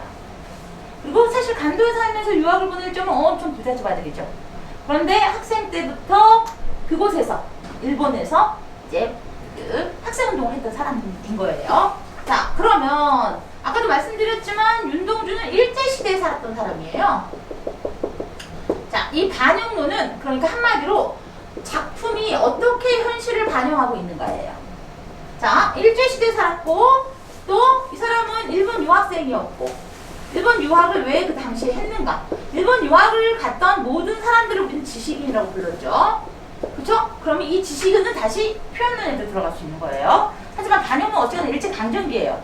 자, 그럼 일제강점기에 나오는 시어가 가장 많이 나오는 게 뭐냐? 바로 반 혹은 눈 이런 걸 나오는데 이걸 뭐라고 하냐면 우리는 상징적 시어라고 이야기를 하죠. 자, 그러면 윤동주의 서시를 읽고 나서 아이들은 뭘 느껴야 될까요? 어떤 교훈. 그래서 나는 어떻게 살아야겠다. 성찰. 네? 그래서 이 흉려는 독자가 어떤 교훈을 얻는가가 효용론이에요. 사실 그렇다면 작품을 볼 때 우리는 이 작품 자체만 보는 걸 이제 표현 방식이나 그 표현 방식에는 여러 가지가 있죠. 일단 뭐가 있냐면 우리 어머님들 아시는 수사법 오랜만에 들으시나요? 직유법, 은유법 뭐 이런 것들. 그쵸? 비유와 상징 이런 게 다 표현 방식이에요. 그 다음에 상음보 뭐 이런 거. 그쵸? 아니 가끔씩 고등학교 1학년 됐는데 음보를 몰라. 아주 저는 죽겠어요 이럴 때마다. 음보가 뭔가요? 저 뛰어다니잖아요. 사음보 가르칠 때. 하나 둘 셋 넷 이러면서 맨날 뛰어다녀요. 그래야지 이제 애들이 안 졸죠. 네. 자, 고1에 됐는데 음보를 모르면 안 됩니다. 자, 그냥 보시기에도 서시 하나 보는데 이 조감도로 봐야 되지 않나요? 그쵸? 그러면서 우리 자, 여기 제가 책을 엄청 많이 갖고 왔는데 워낙 유명한 책들에서 제가 가져와 봤어요. 자, 윤혜정의 개념의 나비 효과. 나비 이거 쓸걸. 돈 많이 벌었겠어요. 그쵸? 근데 사실 어머님 이거 사주시는 어머님들 많이 계시던데 이거 되게 어려워요. 그래서 절대 예비 중3 올라갈 때 해주시면 안 돼요. 이건 실제로 예비 고3이 내가 뚫린 게 뭔지 볼 때 보는 거예요. 네. 제가 작년 재작년에 한 아이를 과외를 했는데 걔가 수능이 5등급이고 6등급이었거든요. 국어가. 오, 근데 걔가 마지막에 2등급을 받았어요. 물론 저 혼자만의 학작은 아니에요. 제가 원하시면 이제 알려드릴 텐데 제가 고3 선생님하고 손을 잡은 선생님이 있는데 그냥 친한 거예요. 손을 잡은 건 아니고 그 선생님 이제 클리닉만 하시는 분이거든요. 그러니까 고2 때까지 지식으로 이빨 채워가지고 고3 때 그 선생님한테 보내는 거죠. 그럼 확실하게 실수가 없어요. 그런데 실제로 만약에 그 선생님이 아니라면 자기 혼자 봐야 될 책이에요. 이게 그때 봐야지 얘 이거 굉장히 쉽더라. 근데 아까 제가 말했던 그 6등급 학원에 갔더니 자기주도 학습 시키면서 이걸 보라고 하더래요. 근데 선생님 저는 이걸 봤는데 무슨 말인지 모르겠던데요. 당연하지 6등급짜리가 네가 이걸 어떻게 알아? 라고 얘기를 했죠. 네, 제가 좀 약간 잔인하게 말할 땐 잔인하게 말해요.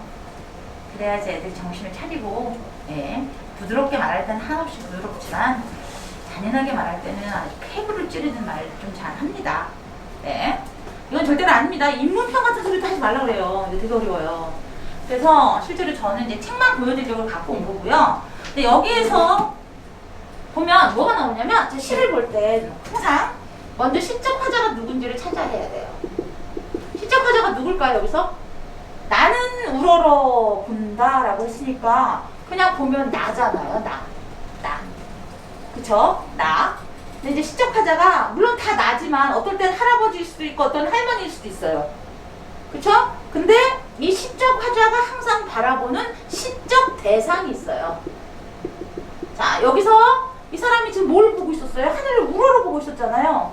그러면 시적 대상은 하늘이죠. 그럼 이때 이 하늘은 일제강점기에 있었던 지식인이 보는 이 하늘은 뭘까요? 일단 이 사람은 기독교인이라고 했으니까 일단 절대자일 수 있어요. 그리고 이 사람은 아까 한거를 하며 사는 사람이었으니까 이건 조국일 수도 있어요. 자, 그러면 이게 하늘이에요. 그럼 시적 화자가 이 시적 대상에 대해서 어떤 정서와 태도를 보이고 있나? 어떤 정서와 태도를 보이고 있나요? 굉장히 여기서 보시면 이제 우러름이라는 게 있죠. 우러름. 그쵸? 우러름 혹은 이제 경외라고도 할 수 있고 또 이것을 보면서 자기 반성을 하고 있는 거죠. 자, 그러면 나가 즉 일제강점기에 내가 내 조국을 생각하면서 나는 자기 반성을 하고 있다. 그게 뭐죠? 결국 주제잖아요. 이렇게 찾아가는 거거든요. 이 방식은 진짜 그냥 거의 수학의 정석이듯이 국어의 정석이에요. 이렇게 찾아요. 고등학생들은 다 알아요. 중학교 애들은 아직 잘 모르는 애들이 있지만 이렇게 찾아가려면 자 보세요 어머님들. 내가 윤동주 하나만 알았단 말이에요. 윤동주 하나만 이렇게. 그럼 윤동주 하나만 가지고는 절대로 수능을 풀 수가 없어. 왜? 그거 가지고 수능이 내면 우리가 왜 어렵다고 국어에 이렇게 시간과 돈과 이 어머님들의 금요일에 이 황홀한 밤을 여기서 보내고 계시겠습니까? 그러면 이렇게 알아야죠. 이 분은 이제 일제강점기니까 일제강점기에서 저항한 사람들을 찾아야 돼요. 자, 그럼 윤동주랑 맨날 세트로 나온 사람이 누구냐? 바로 이육사거든요. 자, 그럼 이육사생의 또 풀로 알고 있어야죠.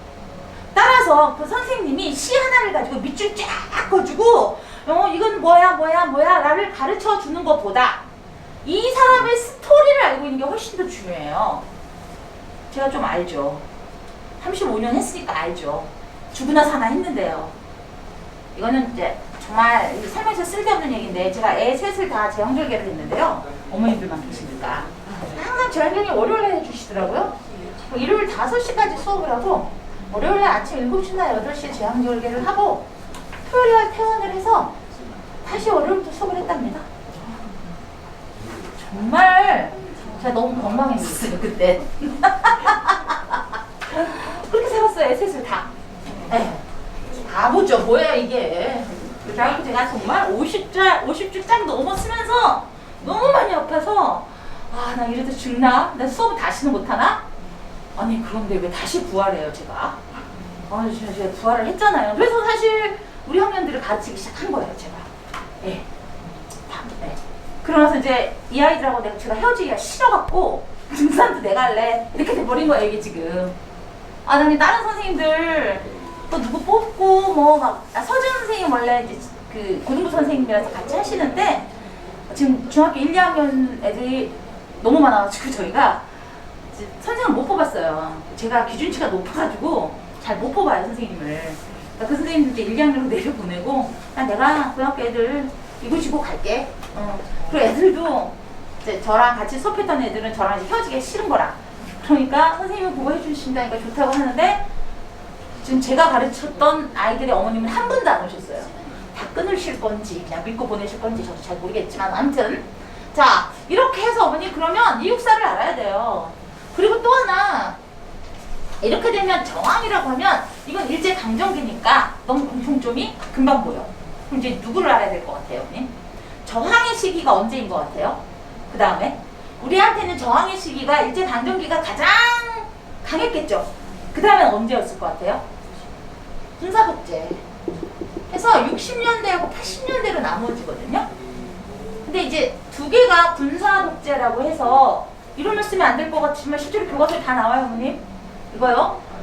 자, 그래서 이때 60년대 군사독재에서 제일 유명한 사람은 김수영이에요. 김수영. 네. 그럼 김수영 씨를 우리는 알아야 돼요. 김수영 승의 눈이라든가 폭포라든가 이런 걸 알아야 돼요. 김수영 씨는 어느 날 출판사에다가 이 책을 갖고 나오다가 교통사고로 죽었거든요. 커다란 트럭에 치여서 그것도 정오 12시경에 종로에서 대낮에. 그런데 트럭이 밝혀지지 않았어요. 네, 이 사람은 여러 가지로 뭐지 그랬죠. 그리고 이 사람은 원래 국군 포로수용소에도 갇혀있기도 했었고 사상이 좀 의심스러운 사람이죠. 네, 이렇게 같이 봐야 돼요. 이게 수능이거든요. 그러면 이것만 이렇게 봅니까? 아니죠. 30년대에 자 이제 물론 이제 윤동주는 40년대란 말이에요. 그럼 40년대에 어떤 소설 작가들이 있었을까? 실제로 시는 표현론적 관점에 의지하는 게 많지만 반영론적 관점에 의지하는 것들은 소설이 진짜 많거든요. 자, 아까 말씀드렸는데 어머님 논술은 못해도 이걸 하라는 얘기가 여기 있는 작품들 저는 그냥 이렇게 부분만 읽히지 않아요. 무조건 다 읽혀요. 그러니까 여기서 지금 보면 고향하고 수건하는 사이가 나왔잖아요. 이런 것들이 대체적으로 다 수능에 출제됐거나 혹은 아이들 내신에 출제된 작품 위주로 만들어져 있습니다. 네, 그래서 일단 40년대란 말이죠. 40년대에 누가 나올지 30년대에 누가 나올지를 애들이 알아야 돼요. 30년대에는 누가 제일 유명했을 것 같아요? 어머니도 아시는 사람 한번 불러보세요. 염상섭 산대예요. 그리고 상록수예요. 시문의 상록수. 자, 그 다음에 이제 해방 공간 해서 1950년대 보면 여기 이제 황순원 소나기 쓰신 분. 뭐 소나기 그 다음에 이제 학 그 다음에 뭐 카인의 후예 이런 거가 나온단 말이죠. 근데 이게 지금 바로 뭐냐면 현대 문학사를 중심으로 하는 문학 공부예요. 제가 30년 넘게 해온 방식입니다. 네.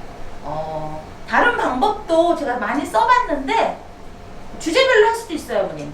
뭐 이별만 다룰 수도 있고 자서들이 그래요. 어떤 건 이별의 정한, 어떤 건 반성과 성찰, 뭐 시대에 대한 저항 주제로. 근데 저는 이렇게 하면서 같이 주제를 찾아봐요. 네, 그걸 사실 교재가 진짜 여러 번 만들었는데 제가 보니까 애들이 그 교재를 다 갖다 버리더라고요. 사실 소중한 건데. 그래서 요번에는 아예 교재를 이걸로 쓸 거예요. 이거는 고3 때까지 혹은 재수할 때까지. 다행히 두 분 어머님은 다 있으시대요.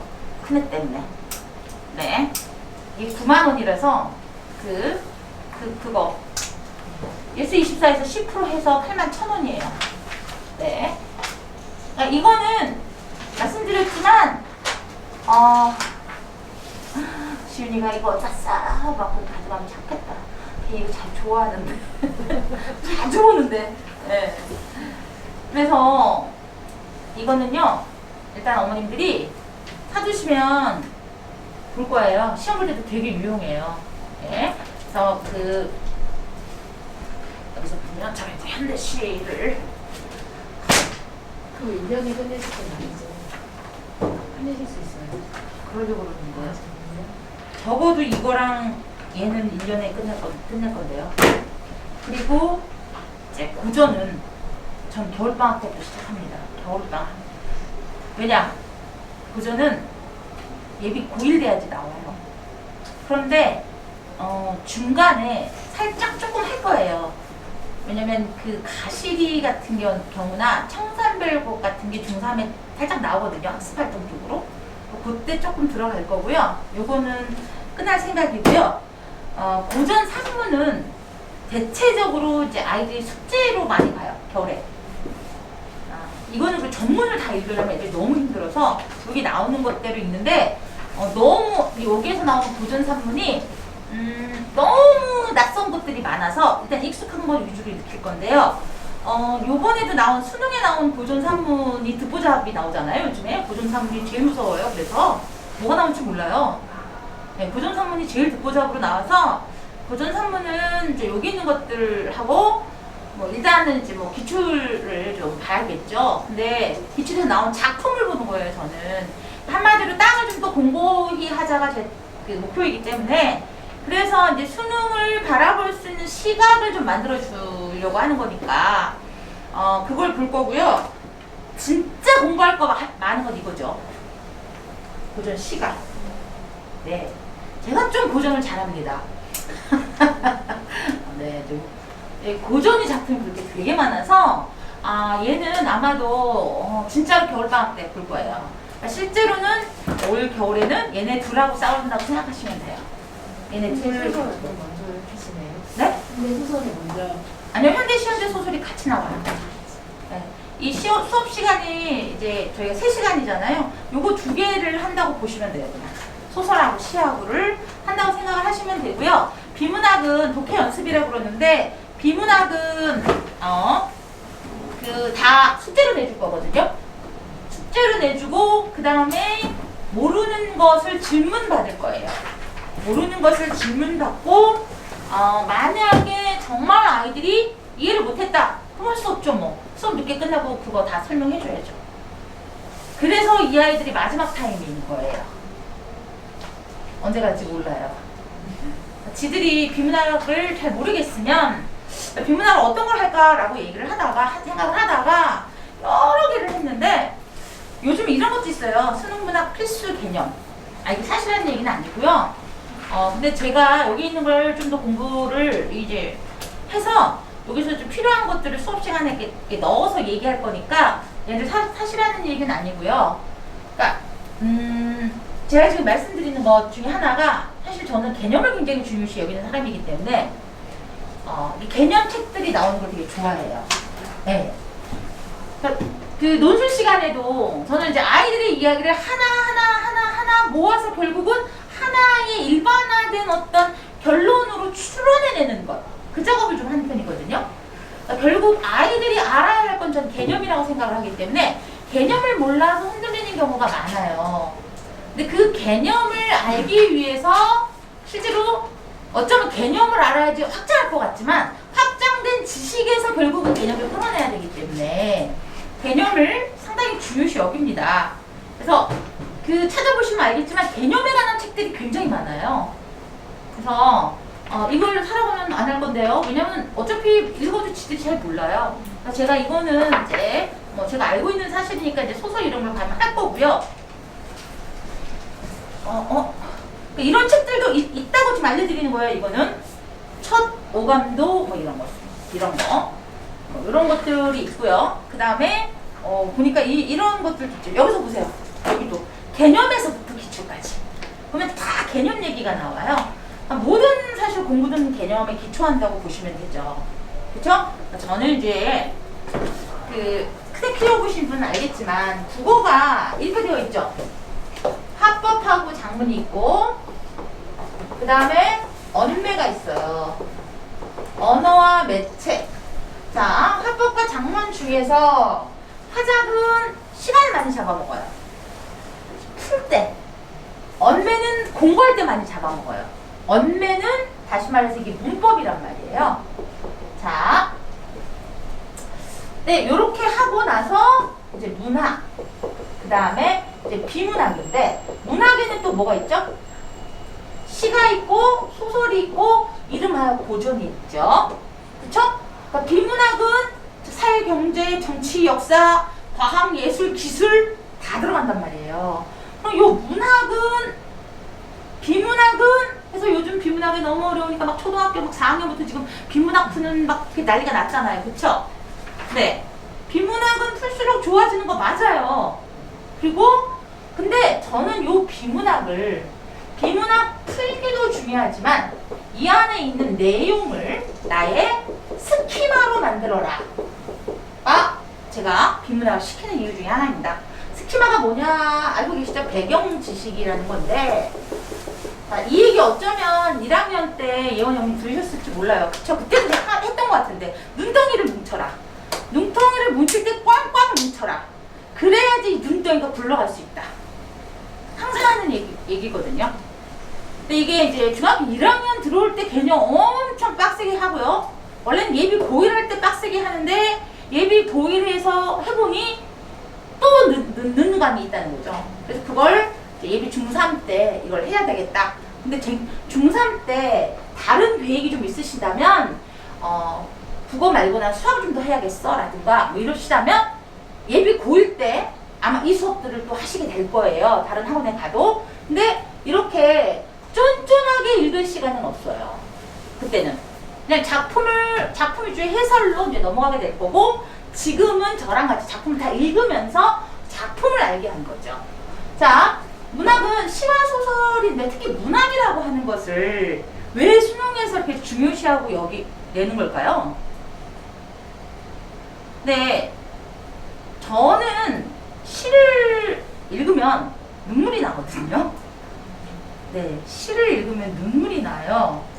원래 꿈이 시인이라서, 네, 제가 시인과 이제 시인 아니면 소설가 둘 중에 하나 되고 싶었기 때문에, 그래서 그런지 저는 시를 참 잘 가르치는 것 같아요. 애들이 선생님한테 시를 배우다가 다른 데 가서 배우면 더 이상 그것은 시가 아니에요 라고 말하는 순간 제가 느꼈어요. 그렇구나. 사실 내가 그냥 시를 느끼면서 나는 지금 울면서 수업하다가 운다니까요. 뚝뚝뚝뚝 막 울어요, 제가. 왜 이러니 막 이러면서. 그런데 그 우는 순간 아이들이 선생님이 무엇 때문에 울고 있는지를 알고 있어요. 그 공감의 포인트. 그러면서 그걸 느낀 애들이 그 다음부터 시에 대한 이해력이 막 팍팍 늘어나는데 너무 놀랐어요, 제가. 와, 너희들 그때만 해도 시 가지고 빈증빈증 거리더니, 아니에요 선생님, 저는 이제 시를 느끼는 것 같아요. 그러더니 갑자기 걔네들이 다, 사실 그 애들이 언제 저랑 또 했냐면 중학교 2학년 여름인가 아니 가을인가 이게 특강을 한번 했었거든요. 갑자기 너무 좋아진 거예요, 애들이. 다 시인이 돼가지고, 모였던 애들 몇 명 안 됐는데, 고등학교 올라가서 다 시로 100일장 장원 다 받은 거 있죠, 각 학교에서. 하나는 중산에서 받고, 하나는 경기여고에 가서 받고, 또 하나는 뭐 저기 구리 살았는데 거기서 다 받았다 그래서, 그치 얘들아, 시가 느껴지지. 네. 그걸 느껴야 돼. 느껴야지 너희들이 문학에서 어려움을 겪지 않아. 저는 좀 그렇게 가르치려고 합니다. 느껴서 같이 울 수 있는. 잘 잡혀줘야 될 텐데, 이게 감상 쫙 잡아가면서, 또 이 지식으로 또 잘난 척 해가면서 해야 되는 거라서, 근데 하고 나면 되게 기뻐요.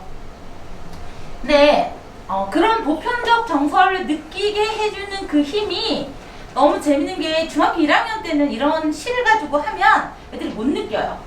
그래서 저는 중학교 1학년 국어가 그래서 좀 싫어요. 힘들어요. 근데 지금 중학교 2학년에서도 이제 후반기 했잖아요. 고등학생들하고 또 해보기도 했는데 걔네들은 바빠요. 제발 안 느끼게 하고 싶은 거야. 그냥 선생님 빨리 알려줬으면 좋겠는 거예요. 그러니까 그것도 답답해요 또.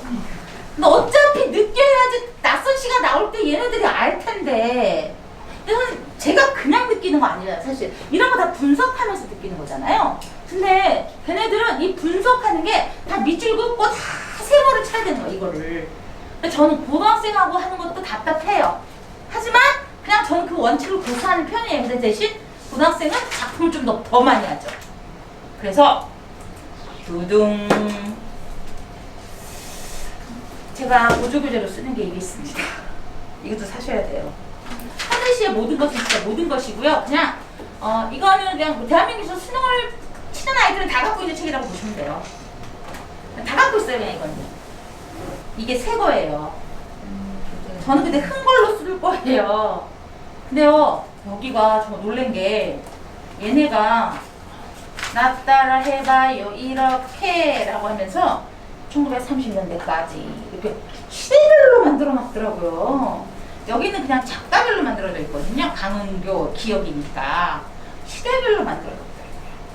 근데 이게 이제 문학을 가르치던 사람들이 딴 데 맨날 이렇게 밑줄 긋고 막 이러더니 요즘 어느 순간부터 자꾸 이제 시대별로 가르치기 시작을 해요. 근데 왜 그러느냐? 지금 수능 문학의 추세가 익숙한 작가, 낯선 작품이란 말이에요. 아까 말씀드렸잖아요. 작가에 대해서 이걸 알아야 된다고. 이걸 알아야지만 도대체 이 사람이 1930년대 산인지 50년대 산인지에 따라 달라지잖아요. 그쵸? 예를 들면 뭐 서정주 할아버지 같은 경우에는 일제강점기부터 전두환 시대 넘어서까지 사신 분이란 말이에요. 그럼 이게 전반기에 쓴 건지 후반기에 쓴 건지를 조금 알아야죠. 그러다 보니까 이 시대별이 더 중요해진 거예요. 아, 또 이렇게 나만 열심히 시대별로 잘하고 있으면 나만 독자적이야 했더니 또 이분이 또 이렇게 바꾸셨더라고요, 이번에. 예. 자, 그래서 그게 왜 그러냐면 아까 제가 복사를 할까 말까 하다가 이게 새 책이라서 안 건드리려고 제 책을 못 찾아서 여기서 보면 자, 김영란의 모란이 피기까지는 나왔어요. 아시죠? 이 시는. 이과모님들도 아시죠? 자, 그럼 여기 보면 맨 끝에 함께 읽으면 좋은 작품 대생 김강균 하고 나와요. 그럼 저는 함께 어디서 읽을까요? 여기서 읽겠죠. 네. 근데 저도 그걸 알잖아요. 난이도 낮은 시, 익숙한 시, 오래된 시와 별로 출제가 많이 안 된 시들을 안단 말이에요. 그러니까 여기에서 가끔씩은 오규현의 프란츠 카프카가 나왔는데 얘는 안 할 거라는 거죠. 네, 얘는 안 할 거라는 거죠. 왜냐하면 너무 아니 할 수도 있어요, 어머님. 그건 그날 이제 텐션 가서 애들이 아까도 말씀 저는 트리플 P형이기 때문에 아이들의 이제 흡수도가 정말 좋으면 할 수 있는데 이제 한 거는 뭐 다음 시간에 다른 친구들을 하겠죠. 뭐 일요일 밤만 할 수도 있어요. 그죠? 시간 애들이 빨리빨리 흡수해주면. 그러니까 저는 그 시간에 정규적으로 딱딱딱딱 수업 계획이 있어서 그대로 딱딱딱딱 한다는 게 저는 좀 이해가 안 돼요. 왜냐면 밤마다 흡수도가 좀 달라요. 밤마다 흡수도가 좀 다르면 한 작품 좀 더 해도 되지 않나요? 전 좀 그렇습니다. 그리고 또 조금 더 스트레이트 더 얘기해 줄 수 있지 않나요? 그쵸? 그러니까 수업을 똑같이 하지만 내가 계획표를 이렇게 세워놨지만 못할 수도 있어요. 애들이 분야를 따라 다 미쳤는지 왜 내가 크리스마스 때 수업을 할 거거든요. 근데 크리스마스 때 왔을 때 애들이 과연 정말 열심히 할까? 라고 생각할 자신 없습니다. 그러나 저는 제가 산타클로스가 돼서 또 막 춤추고 막 노래하고 하면서 하겠죠? 그래도 안 빨리 들어오고 이것들이 꼬심을 안다는 때가 있어요. 아주 나쁜 놈들이. 그러면 못할 수도 있어요. 네. 그러나 이 계획에 맞춰서 나가도록 노력을 할 거고요. 자, 저희가 이제 문법이 중간에 들어있는데 그냥 문법을 매일 하지 않는 이유가 있습니다. 조금씩 해서 정말 가랑비에 옷 젖을 수도 있지만 그 문법 프로그램을 이렇게 두 번 정도에 집어넣은 게 이때가 학기 말이나 학기 초예요. 다른 거 읽기가 너무 힘들 때 문법을 할 거예요. 다른 책들은 지금 다 보니까 어머님 다 막 고등학교 막 이런 책이잖아요. 그런데 어떠세요? 이거는 중학국어 문법 완성 2000제예요. 원래는 이 필독 문법으로 하려고 했어요. 근데 똑같은 거예요. 이거랑 세트예요, 원래. 얘는 그냥 이론이 많고 얘가 문제가 많을 건데 저는 문제만 할 거예요. 이건 제가 설명해 주면 되니까. 예? 근데 왜 제가 중학국어로 문법을 할까요? 다른 거 다 막 지금 고3들도 쓰는 것들을 쓰면서. 자, 이런 사람 제일 좀 재수없잖아요. 저는 공부가 제일 쉬웠어요 하는 사람. 네, 저는 문법이 제일 쉬웠어요. 네, 사실 국어에서 가장 쉬운 게 문법이에요. 아까 언내 말씀드렸잖아요. 공부하는데 시간은 많이 들어도 풀기에는 이게 훨씬 낫다 라고 얘기하는 게, 공부하는데 시간이 많이 든다고 얘기를 하는데 실제로는 중학교 문법하고 고등학교 문법하고 똑같아요. 문법이 다를 리가 있어요? 그런데 중학교 아이들한테 안 그래도 좀 현대시하고 머리 아프고 이방이 읽으려면 메르스가 왜 총을 쐈는지 안 쐈는지 좀 몰라 죽겠는데 문법까지 어렵게 해서 괜히 책만 어려워서 내용은 똑같대요 어머님. 아니 조금 다르죠 고등학교 건. 그런데 일단 얘네들은 다른 건 모르겠는데 문법은 바로 시험에 연결돼 있잖아요 중학교 때. 그래서 이걸로 책정을 했어요. 문법까지 뭐 이렇게 어렵게 해요. 애들 집 나가면 어떡해요, 그쵸? 이게 중간 문법만 있는. 아니요, 이거 중학국어 문법이 중학교 전체 문법 다 들어있어요. 그래서 요걸 가지고 아이들하고 숙제 내주고 딱딱 설명은 요거밖에 없어요. 너무 좋지 않아요? 설명만 많아가지고 그냥 다섯 장씩 자음 탈락하는데 5장씩 있는 자습서보단 저는 이 문제를 가지고 그냥 간단하게 제가 설명하고, 네. 늘 말하지만 어머니 공부 과목에서 성적이 가장 빨리 오르고 빨리 할 수 있는 게 문법이에요. 문법이 제일 쉬워요. 자, 국어에서 그래서 문법이 저는 제일 쉽다고 생각을 하고요. 자, 비문학은 사실은 어떻게 보면 국어가 아니에요. 요즘은. 그쵸? 그래서 보니까 뭐 그렇게들 말씀을 하시더라고요. 비문학은 대학에 와서 얘가 공부를 얼마나 잘할지를 볼 거라고. 아니 그럼 대학에 와서 시키면 되지 그걸 왜 고등학생 때는 시켜서. 네, 비문학은 확실한 건 내가 독서를 많이 한다고 해서 비문학이 좋아지는 건 아니지만 바로 독서를 많이 하면 비문학이 좋아질 확률이 높아지죠. 아까도 말씀드렸지만 배경 지식이라고 하는 건 뭉칠수록 늘어나는 거기 때문에 뭉치게 하는 작업을 지금 하겠다는 거예요 저는. 그래서 비문학이 문제를 애들이 몇 개 틀리는 게 별로 중요하지 않아요. 그 비문학 지문 자체의 지식을 내가 흡수하고 있는가에 저는 초점을 맞춥니다. 네, 그 지식을 알아야지만 다음에도 또 써먹을 수 있으니까. 그래서 고등학교 애들이 중학교 애보다 수능을 잘 푸는 거예요. 뭐 다른 거 없어요, 비문학. 근데 그걸 지식도 모르는 걸 가지고 초등학교 때부터 이렇게 수능 문학을, 수능 비문학을 풀려서 되겠습니까? 아닙니다. 절대로 아니 됩니다. 우리 애들 너무 불쌍해요. 그러면 얘네들은 공부만 하다가 뭐 어떻게 되라는 것도 아니고. 네, 오늘 여행도 많이 가셨지만 엄청 막히던데요, 진짜. 네, 일단은 네, 오늘 뭐 설명회 오셔서 제 수업에 등록을 안 하실 수도 있고 고민이 많이 되실 수 있을 텐데, 과연 우리 애가 이걸 다 할까 싶기도 하고. 그러니까 저도 사실 많이 이제 빡빡하게 잡아놔서, 하지만 좀 빡빡하게 잡아놔야죠. 돈 주고 하는 일인데, 돈 받고 하는 일인데. 아까도 말씀드렸지만 우리는 자본주의 사이에 살고 있고, 네, 자본주의 논리에 따라서 네, 돈 받은 만큼 열심히 할 겁니다. 그리고 좋아하는 일이에요. 그래서 열심히 할 건데요. 일단 문법은 그렇게 한다는 거 괜찮죠 어머니? 괜찮죠? 네. 자, 그런데 맨 끝에 제가 개념어 사전을 넣어놨는데 요것도 또 바뀌었더라고요. 세상에, 얘는 19,000원인데요 얘는 또 22,000원이에요 네, 그냥 이건 리커버예요. 리커버. 이걸 지금 할 수 있을지 아닐지는 잘 모르겠어요. 제가 예전에 중3하고 했거든요 계속. 애들이 되게 좋아하는 애들도 있었지만 힘들어하는 애들도 있었어요. 그래서 애들을 좀 상황을 좀 보고 집어넣을 거예요. 저는 참 좋아하는 책이고 그냥 심심하면 한 번씩 이렇게 읽어요.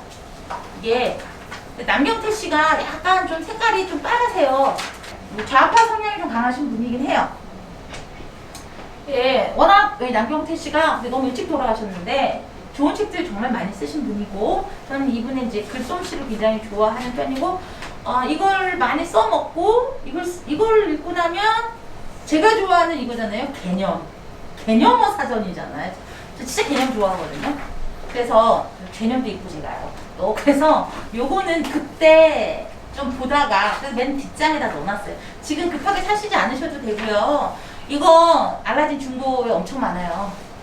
중고를 사셔도 돼요. 이거 굳이 안 사셔도 돼요. 근데 저는 이제 보여드리려고 눈물이 머금고 샀습니다. 자, 요 비문학은 그냥 앞에 설명도 되게 많고 그런데 그냥 이걸 틀릴 거고요. 사실 하고 싶은 건 이 비문학 요약하기를 숙제로 내주고 싶어요. 애들 도망갈까봐 조금 참을게요. 그거는. 네. 그리고 제가 이제 여기에서 나오는 건 조금 그냥 생지문이에요. 다시 말해서 기출지문이 다 아니라는 얘기예요. 아이들이 고등학교 1학년부터 이미 기출이 내신 나오기 시작을 하기 때문에, 아니죠. 기출 변형이 나온다고 봐야죠. 기출을 어마어마하게 풀어야 돼요. 무조건. 고등학교 올라가면 무조건 다 기출을 풀어야만 하기 때문에 적어도 이 신선한 중3의, 이 싱싱한 중3의 저는 날것의 문제를 풀리고 싶습니다. 이게 되게 오래된 책인데 제가 오랫동안 수업한 건데 근데 사실 중간중간 내용도 계속 바뀌면서 그래도 이게 계속 풀려요. 이 책이 신기한 게 안 나오면 어떡하지? 라고 했는데 나왔어요. 또 나왔어요. 그래서 저는 이 책을 아이들하고 풀게 할 거고 제가 모르는 것만 설명을 할 거고 그래서 진도가 1, 2주 좀 늦춰질 수도 있어요. 설명을 하게 되면. 그때는 제가 말씀을 드리겠습니다. 왜냐면 모두가 다 모르겠다고 정말 모르겠는 사람 손 들어봐 했는데 과반수가 넘었어. 그러면 설명해줘야죠. 그쵸? 하지만 사실 요약을 하면 참 좋기는 해요. 이게 쉽지는 않을 거예요. 근데 보니까 그 요술램프 학원 같은 데에서는 그 자이스토리 그 고등 독해를 시키더라고요. 그래서 저희가 이번에 중2 교재를 그거를 넣었어요. 자이스토리, 아니 참, 요술램프에 가고 싶은 아이들을 위하여 못 가게 하려고. 우리도 풀 거야. 이렇게 해서 중2 애들한테 풀면서 실제로 거기 다니다가 온 애들이 집에도 선생님이 교재 있어요! 막 그러는데 그걸 넣을까 하다가 야, 그래도 자존심이 있지 싫어. 그걸 선생님이 좋아하는 거 하자.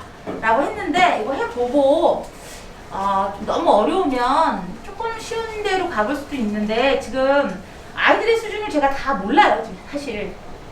근데 제가 테스트도 안 볼 거예요. 입학 테스트만 말씀드리는 건데 입학 테스트를 안 볼 거기 때문에 아이들의 성적을 제가 정확히 모르는 상태에서 시작할 거거든요. 근데 모르긴 뭘 모르겠어요. 좀 이따 모의고사 볼 건데 바로. 근데 천석도 모의고사도 볼 거야 막 이러면 너무 떨잖아요.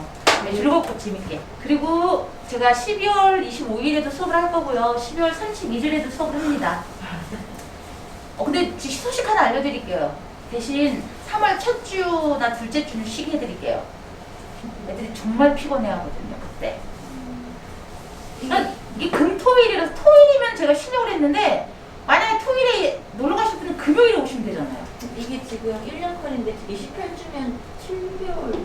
네, 그러니까 여름방학 정도까지만 하는 거예요. 그 이후면 28가 나오는 거예요? 네, 네. 근데 그럼 이런 시스템이 어떨지는 이 시스템을 이제 기조로 하되 만약에 개념화 사전을 할 수 있는 수준이 좀 된다 애들이 그럼 이게 이제 스킬이 좀 더 들어갈 거고요. 그리고 나서 여름방학이 끝나고 나면 이제 9월 첫째 주 정도까지만 하고 나면 2주 거의 3달을 못해요 수업을. 제가 아까 말씀드렸지만 이제 9월달 근데 문제는 우리 반에서 특목자사고로 가지 않겠다 모든 애들이. 그러면 그건 수업이 가능해요. 저는 그땐 아예 그냥 중2 2학기 내신은 거의 버리라고 그러거든요. 그냥 고등 선행해. 괜히 그거 한다고 기술, 음악 이런 거 하고 있지 말고 그냥 그 국영수 과만 챙겨라고 얘기를 해요. 그리고 꼭 A 안 맞아도 되니까 89점, 88점만 맞아도 되니까 솔직히 그거 한 3일만 하면 되잖아. 그거는 원래. 그렇게 얘기해서 저는 사실 2주 정도밖에 안 쉬거든요. 특별 프로그램이 들어갈 수도 있어요. 네. 요 이후에는 아이들 남아있는 상황 봐서 커리가 네네네네. 그래서 이 커리가 사실 다 끝나는 건 고1 겨울이에요. 그러니까 겨울 전이에요. 저랑 하는 커리는 고1까지만 해요. 지금 이거 지금 제일 기본 교재가 힙합 부분학이잖아요. 네네네. 이게 지금 7개월 기준으로 하고 답을 잘 하신다는 아니요. 1년 기준으로 하신다는 네네네. 거죠? 2년 기준으로요. 2년 기준. 2년 기준이에요? 네. 고1까지. 네, 고1에는 고전. 고1 겨울을 하시면 고1 들어가는 겨울 하신다는 거죠. 근데 고1 들어가는 겨울부터 시작을 하겠다는 거죠. 현대가 다 끝나지 않을 거예요. 고전 시간은 개설을 많이 하세요. 요것만은 요 고전 시간만으로 고전 문학을 개설하는 선생님들이 되게 많으세요. 대형에서. 순서를 정하신 게 뭐 이유가 있으시겠죠. 중3 때 소설시를 먼저 하시고. 네네네. 양이 워낙 많기 때문에, 그러니까 저희가 실제적으로 이제 아이들이 이렇게 제가 아까 6등급 만든 애 막 개념 본다고 그랬잖아요. 근데 걔는 사실 그렇게 2등급을 받는데 굉장히 재수생이었는데 굉장히 큰 힘을 받았던 게 작품을 읽은 거였어요. 그 전엔 학원을 다녔어도 작품을 읽힌 학원이 없었대요. 그래서 야 너 이거 아니? 맨날 모른대요. 한참 있다가 배운 것도 같기도 하고요 이래요 저한테.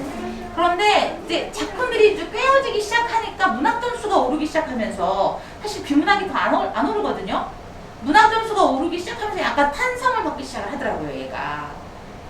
이제 이건 좀 풀었던 문제는 안에 이를테면 우리가 고전 시가에서 제일 먼저 배워야 되는 게 상충곡이에요. 사실 여름 중에 상충곡 하나는 가르쳐 놔야겠다 생각을 해요 제가 지금 애들한테. 그런데 실제로 고전 시가라고 하는 것이 시험에 나오는 건 고등학교 1학년 때예요. 근데 사실 고등학교 1학년 때도 그렇게 많이 안 나와요. 1학기 때는 2학기 때 나와요. 그래서 고등학교 1학년 여름에 모든 강의는 다 고전이에요. 예. 그러면 근데 이제 2학년 올라가면서 합법과 작문 이게 또 바뀌잖아요. 그럼 고1 겨울방학 때 화작, 언매, 특강이 또 다 깔려요. 그러면서 사실 문학이란 이름으로 혹은 무슨 이름으로 깔리기보다는 그냥 이제 뭐 실전 모의고사 뭐 이런 식으로 많이 깔린단 말이에요. 그런데 그렇게 깔리기 전에, 그러니까 대형을 가기 전에 저희는 비장의 무기를 갖자는 거죠. 고전은 지금 바로 시험에 나오는 게 아니에요. 그런데 지금 우리가 배우는 이 시들은 중3에도 나올 수 있는 시들이에요. 그러니까 서시가 중학교 2학년 교과서에 실려 있단 말이에요. 그러니까 당연히 서시와 연계된 시가 학습활동 맨 끝에 조그맣게 일제강점기 시인들의 삶이 어땠을까 생각해보자 이렇게 나와요. 그러면 선생님이 일제강점기 중에 이육사를 하나 해줬을 거란 말이에요. 그걸 수업시간에 못 듣는 놈은 그 시험 틀리는 거죠. 그리고 나서 선생님들은 이건 분명히 교과서에 나오는 것을 시험에 냈다라고 하시는 거예요. 근데 애들 입장에서는 배운 적이 없는 거죠. 그쵸? 근데 그게 중2 때보다 중3 때 확연해진다고요. 수능식 문제가 중3은 내신이 완벽하게 그런 식으로 바뀌어버려요, 더. 지금도 보면 중2 내신 문제 물어보는데 구체적이고 관념적인 시어를 상징으로 표현했다. 그 문장 자체는 절대로 중학교 때 나온 게 아니에요. 부용중학교인가? 거기서 그렇게 나왔던데 그 문장은요 원래 고등학교 때만 배우는 문장이에요. 그래서 그건 답이 아니거든요. 근데 그걸 넣어놓으니까 그게 되게 멋있어 보이고 그거에 대한 설명은 없었던 거예요 선생님이. 그러니까 너는 니네 이거 배우지도 않았으면서 이걸 왜 답으로 생각해 그게. 근데 중3 되면 진짜 그냥 수능식 문제들이 막 나온다니까요 아이들한테. 그러니까 중3 때는 조금 더 수능식 문제들이 노출되어 있어야 되죠. 그리고 모의고사를 계속 풀게 하는 것은 모의고사라는 것도 자 고등학교 예비 고1 설명회 때 제일 제가 말씀드리는 거지만 예비 고1 3월 3모에서 국영수 무조건 100점 맞고 들어가야 돼요. 걔네들이 의치 약한 수에 가는 거죠. 그리고 결국 걔네들이 결국은 전국변을 자 이런 말 많이 들어보셨잖아요. 예비 고1 3모가 애들 무슨 수능 점수다. 맞는 말일까요? 틀린 말일까요? 반은 맞고 반은 틀린 말이지만 실제로 그만큼 기본기가 탄탄해 있다는 거죠. 중학교의 기본기가 그만큼 중요하다는 거죠. 저는 자 국어들 남들 안 가르칠 때 그쵸? 국어가 이렇게 열풍 아닐 때 저는 정말 최상위권 아이들을 위해서 제가 만든 프로그램들이에요. 이런 게 다.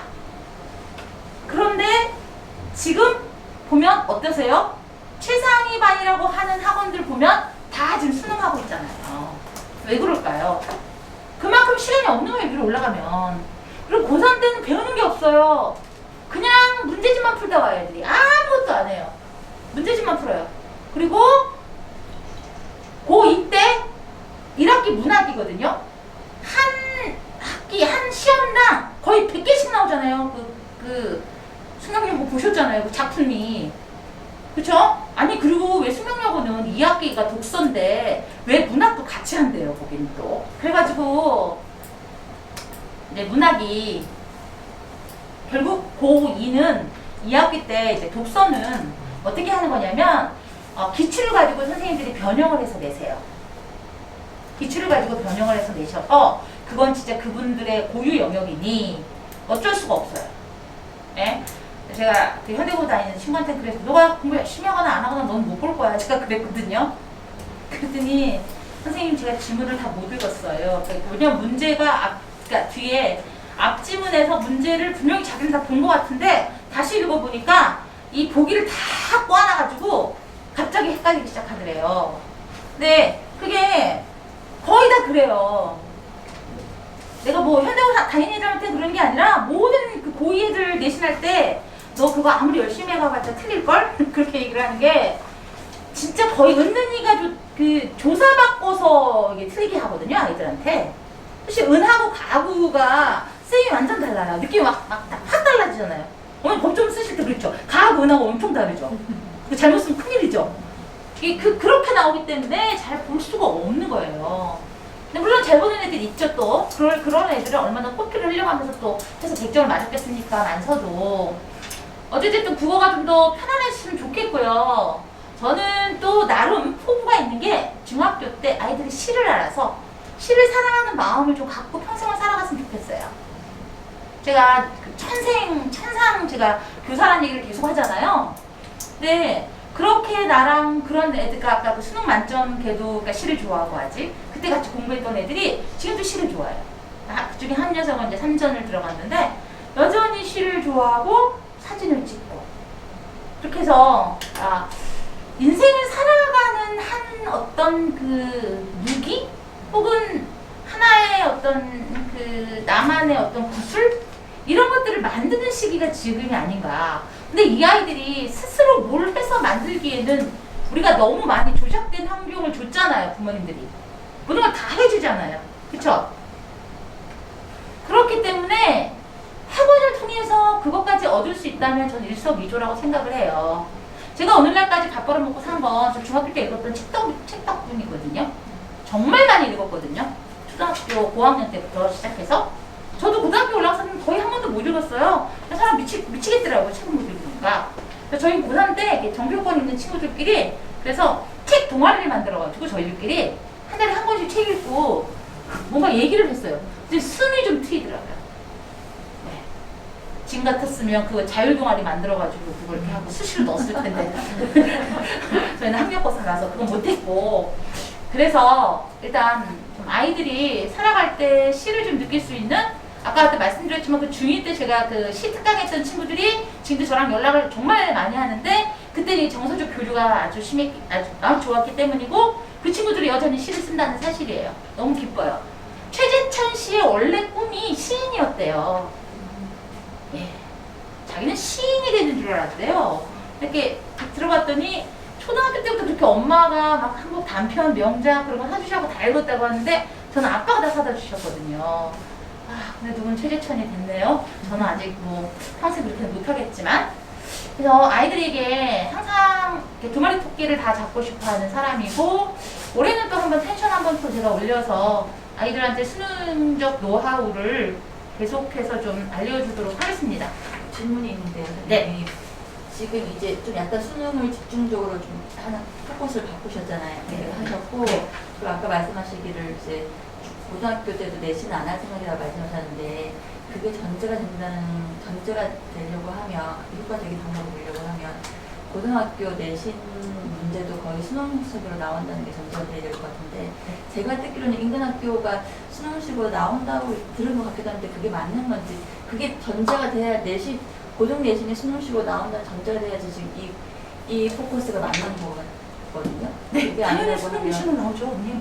그러면 말씀하신 것처럼 지금처럼 이렇게만 준비하면 따로 내신만 위해서 할 필요가 없이 어차피 하실 거잖아요. 제가 이렇게 지금 안 한 것 같지만 어떻게 안 해보시겠어요. 해보셔야죠 그건. 안 하시다 계속 안 아니 하시죠? 저는 안 하지만 다른 학원 다녀보셔야죠. 고등학교 1학년 때 어떻게 안 다녀봐요.